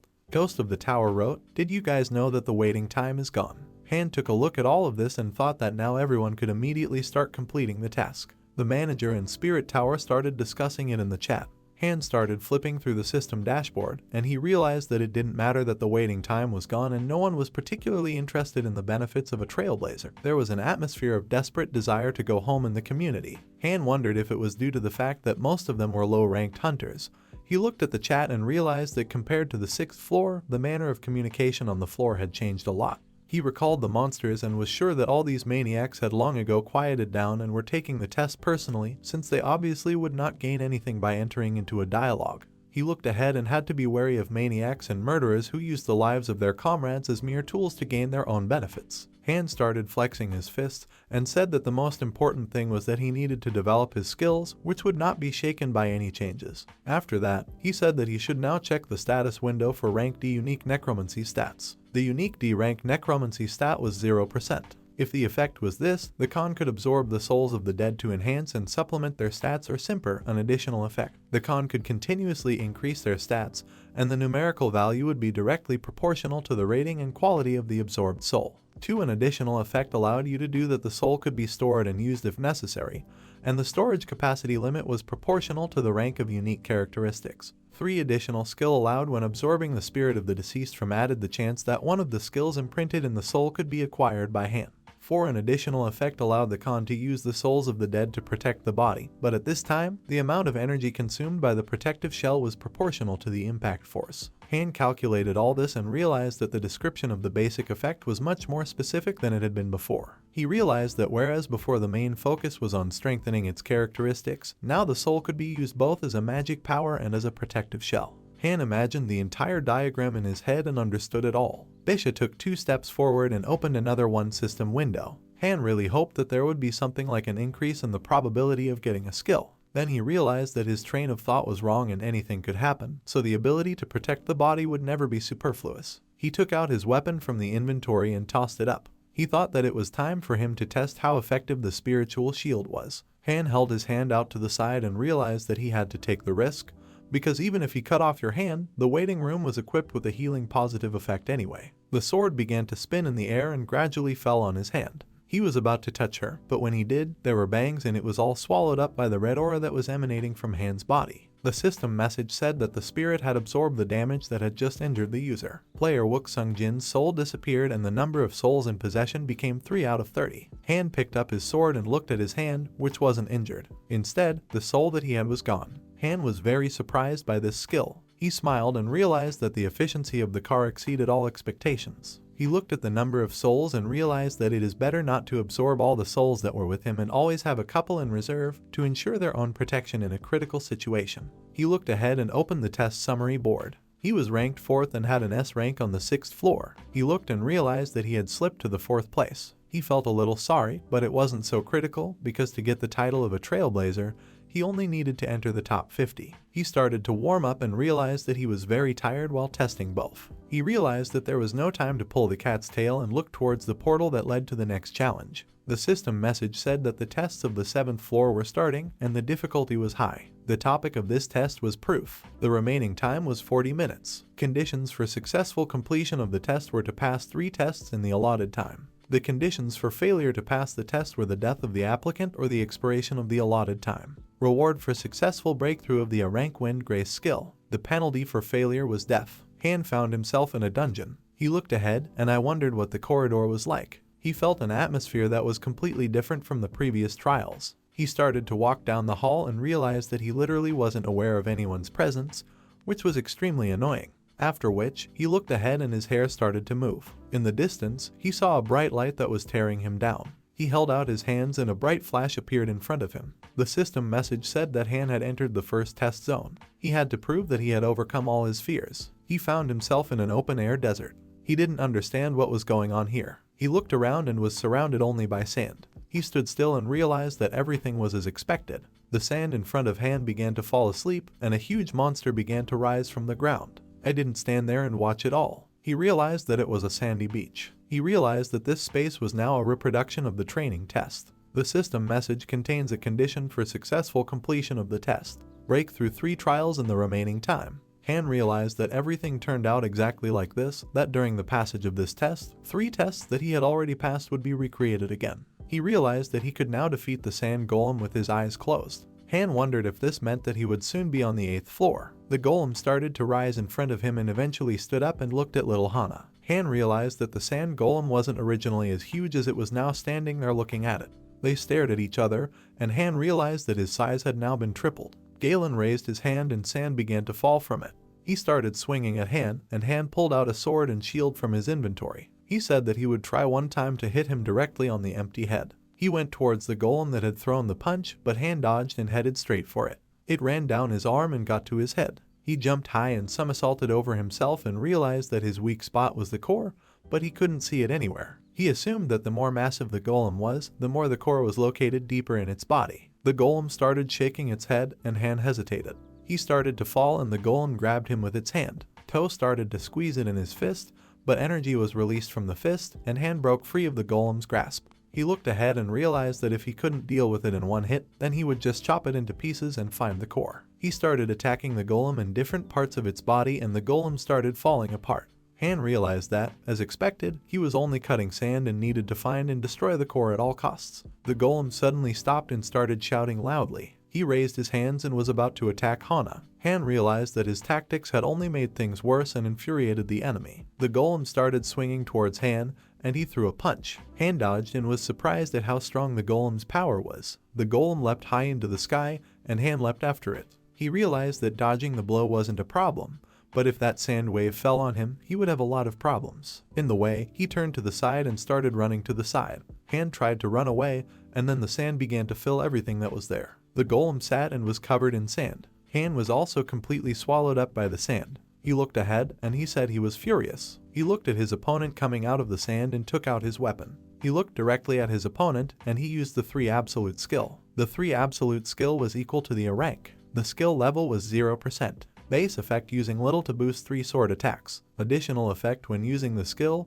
each attack increased the cutting power of the sword by 1.5 to 2.5 times. Han used this skill, and I landed 3 hits on the opponent's body. The golem lost its limbs, and Han looked at it. Han realized that he had taken his arm off with 1 punch, and when he faced the so-called floor level, he was angry. Han went ahead and smiled, realizing that now he probably should have thanked the knight, but Tatarstan had intruded on his trials. The golem started to recover its limbs, after which it looked, and Han told it to try to recover from its hit now. He slashed a few more times and chopped the man apart. He said that he would finally cut him to pieces. The golem began to recover, and Han, looking at it, did not understand where its core was located. Afterward, he noticed that the golem had become quite cute. He told him about it and he was embarrassed. He realized that the resource that was called sand and that the enemy was made of couldn't be extracted endlessly from the environment, so it must have shrunk so much in size. Han looked ahead and realized that in that case, he would know what to do. He picked up his sword and asked with a smile if the golem wanted to get some sleep. The golem looked at him and started shouting.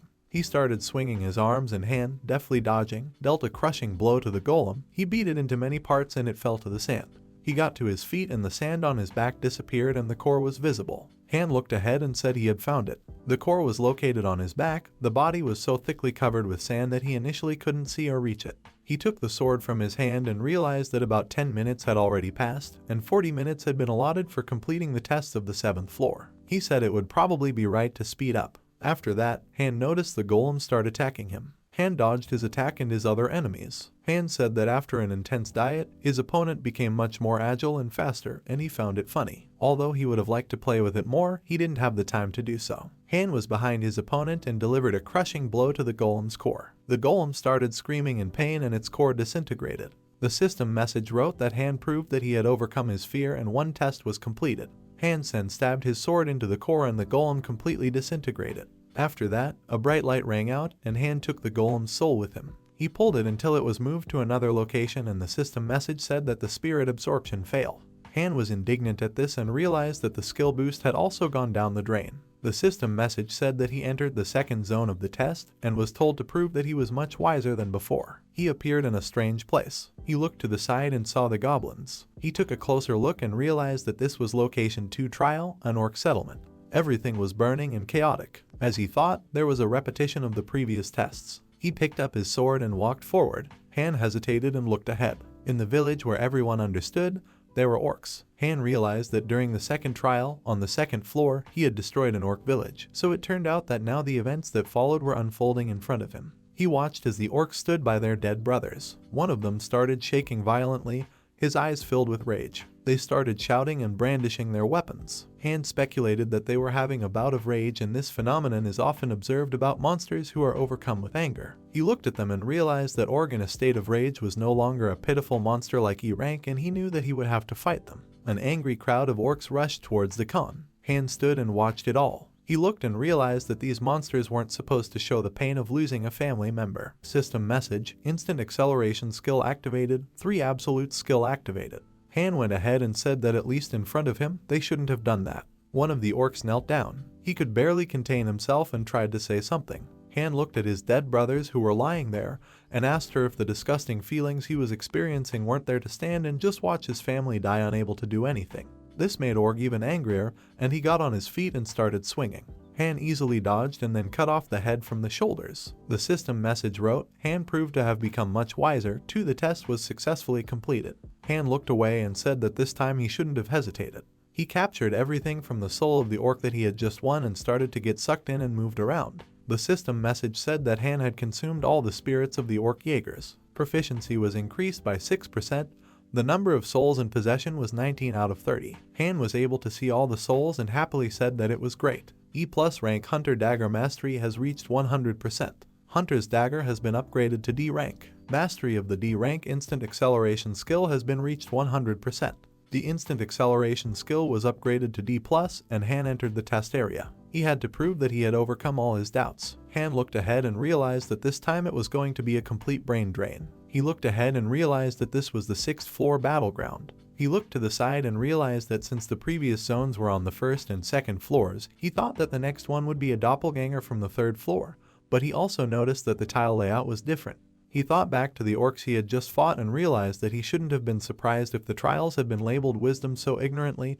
He was truly an idiot if he had hoped to see any common sense in this tower of trials. He opened his inventory and took out a D rank life potion. The recovery potion was made from special water filled with the wealth of life. When taken, the potion restored 20% of the lost physical strength and magic. Han took the potion and opened the lid. He drank it and was healed. He said it was obviously better that way. He silently looked away and threw the bottle into the water. He said he was going to get a little dirty in the Tower of Trials. After that, a huge wave rang out from the water. Tiles began to rise up from there, and Han, looking at them, realized that he had only thrown a tiny glass bottle. The system message said that the exclusive effect of the Assassin's Cloak has been activated, and the movement speed has increased by 15. 59 seconds left. Han started to run across the tiles, which were being thrown around by something. Han realized that the tests that had been replicated still repeated the existing rules, which meant that in order to pass this test, he had to find and occupy the red tile of the stronghold. Until then, he was never allowed to come in contact with the local water. He looked at the waves that were in the sides and realized that his speed was higher, at least the wave he definitely could not catch up. Han thought everything was fine, but after that, he realized that he was starting to fall. The tile he was on flew into the air, and he touched the water of the test. Han realized that the situation was very bad and his strength was reduced by 10, agility by 10, and stamina was also reduced by 10. The penalty lasted 2 minutes, 53 seconds. Many tiles continued to rise into the air, and Han realized that even the thought of the tiles remaining in the same order was a kind of hope that the Tower of Trials still had some common sense. Han was in the air, and he used instant acceleration. He stood on the tile and jumped away from it.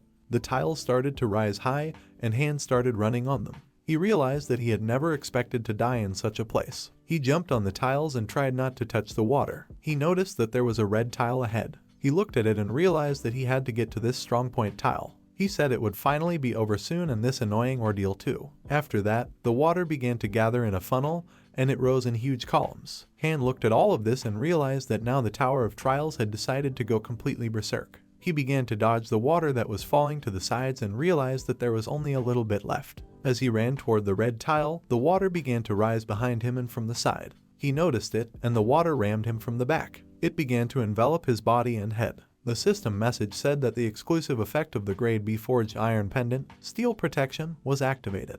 The protective layer absorbed 10% of all physical damage. Han looked ahead and realized that his amulet had triggered, as well as his soul-absorbing power. It began to shine with a red light radiating its soul aura while the water rose into the air. The spirit absorbed the damage that was dealt by the user. The orc huntsman's soul was spent. Another one orc Jaeger soul was spent. Han was on the wave that held him. He looked to the side and realized that he had sensed a shockwave, but right before the impact could do any damage to him, the shield was able to block him. He jumped out of the wave and headed towards the red plate, but the wave left behind an aura of a devoured soul. Han ran forward and the system message said that there was 0 time left. Exclusive Cloak Slayer effect has been disabled. Han realized that this was a terrible situation and he was very exhausted from it all. He realized that right now he was already at 0, and if any more instantaneous acceleration failed at B, he would definitely die here. He extended his hand to the side and a red soul appeared on it.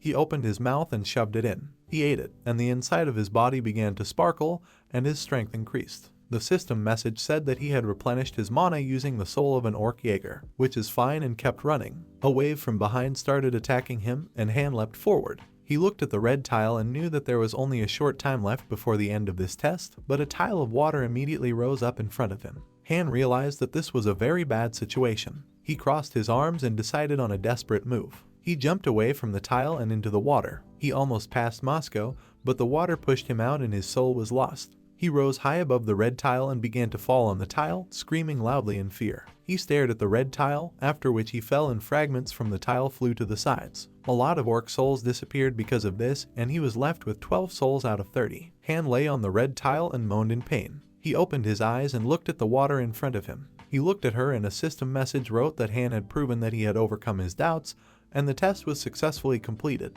After that, the water dissipated and it just spilled out on Hana. Meshayu sat drenched with a serene face and realized that this damned ordeal was finally over, but he didn't understand why he had to suffer until the last second of this ordeal. The system message congratulated him on this, and he was able to overcome the 7th floor of the Tower of Trials. As a breakthrough reward, the rank Wind Grace skill was obtained, and 15,000 points were awarded as a breakthrough reward. As a bonus reward for breaking through, high-speed boots of rank C+ will be sent to his inventory. He started walking to the waiting room. A blue line appeared in front of him, and he walked towards it. A transfer to the waiting room was made. Han stood looking ahead. He realized that during this test, he was very close to failing. He bit his lip and realized that in the current situation, it was a bit unsettling for him to go straight to the 8th floor, and he didn't think that in the future he would continue to behave as much as he was lucky to be on this floor. He raised his head up and the system message said that the number of applicants who passed the test on the 7th floor exceeded 1,000 people. The system expansion was starting, and the skill shop was open. In the test, an intersection point was created. A permanent refund was possible. The floor deployment system has been activated. Han looked at it all and thought. He realized that the constant return, the skill shop, and all this was something they were really looking forward to. But the icing on the cake was that he was the challenger who was called a trailblazer on all the previous floors. He could choose Halo. Han-sen looked ahead and realized that the Halo gave him an advantage that could only be obtained if the challenger was assigned the title of first mover on all the previous floors. The Halo affected the applicant's unique stats and skills. He was asked to choose wisely. Han looked ahead and wondered if the Tower of Trials had ever given such advice. He realized that this must mean that the Halo was something really important. The system message gave him a choice. He was asked to choose one of the Halos. Han looked and realized that he needed to read the description first. The ruler is a Halo that has different performance depending on the person. In fact, it is closer to a universal type than to a specialized one, and is closely related to the unique characteristics of the applicant. The potential is greatly increased for abilities such as combat, growth, support, and production. Unique power synthesis skills. This is the most suitable Halo for current challenger Han Sung-yoon. Han was surprised and realized that it affected all skills and even a unique characteristic, and the Tower of Trials openly said that this was the most suitable Halo for him. Meddling started tapping on the system screen, and he decided to look at other Halos and find out more information for them. Hunter is a software Halo that anyone can easily adapt to. It was closely related to improving stats and skills. The effect of this Halo greatly increased the skill level and stats. Unique strength is level up. This Halo perfectly suits the current contender Han Sung-yoon. Han was surprised and realized that this Halo wasn't bad either. Monk is a Halo who was strongly influenced by talent and perseverance. The longer he invested, the stronger he became, but it took time and talent. If he didn't have the talent, then his efforts might just be useless. Unique power way to practice. This Halo is not recommended for current challenger Han Sung-yoon. Han, having counted about all the Halos, realized that this one was definitely in the span. He put 2 screens in front of him and realized that he had to make a choice in favor of one of them. He looked at one of them and realized that he should have chosen. He stretched out his finger and selected the ruler's Halo. The ruler's special Halo effect triggered evolutions with unique stats. Han felt something begin to glow inside him. The options are sorted by the applicant's current abilities. As a summoner, he could use spirit absorption to revive powerful skeleton corpses. Magic swordsman, talent for still and magic increases as well, and the ability to acquire the corresponding skills increases by 3 times. Creator, the talent for crafting items increases, and the ability to acquire production-related skills has increased 3-fold. Han looked at it all and realized that this was the effect of the ruler's Halo. He realized that there was nothing to think about, so he clicked on the system screen. Unique necromancy stats.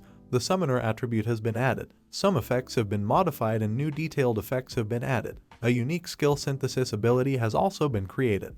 A new system window appeared where all the characteristics of the Khan were registered. After that, something started to form inside Han. The entire soul started to mix and he gained new strength. He looked ahead and a halo was created. He clicked on the system screen and started reading about the unique power of skill synthesis. Effect: it was necessary to select 2 necessary skills and combine them. If the skill levels were different during the use of the effect, the higher ranked skill became the synthesis center. Han looked ahead and realized that by combining useless skills, it was possible to create something new and really good. He realized that it was indeed a jackpot.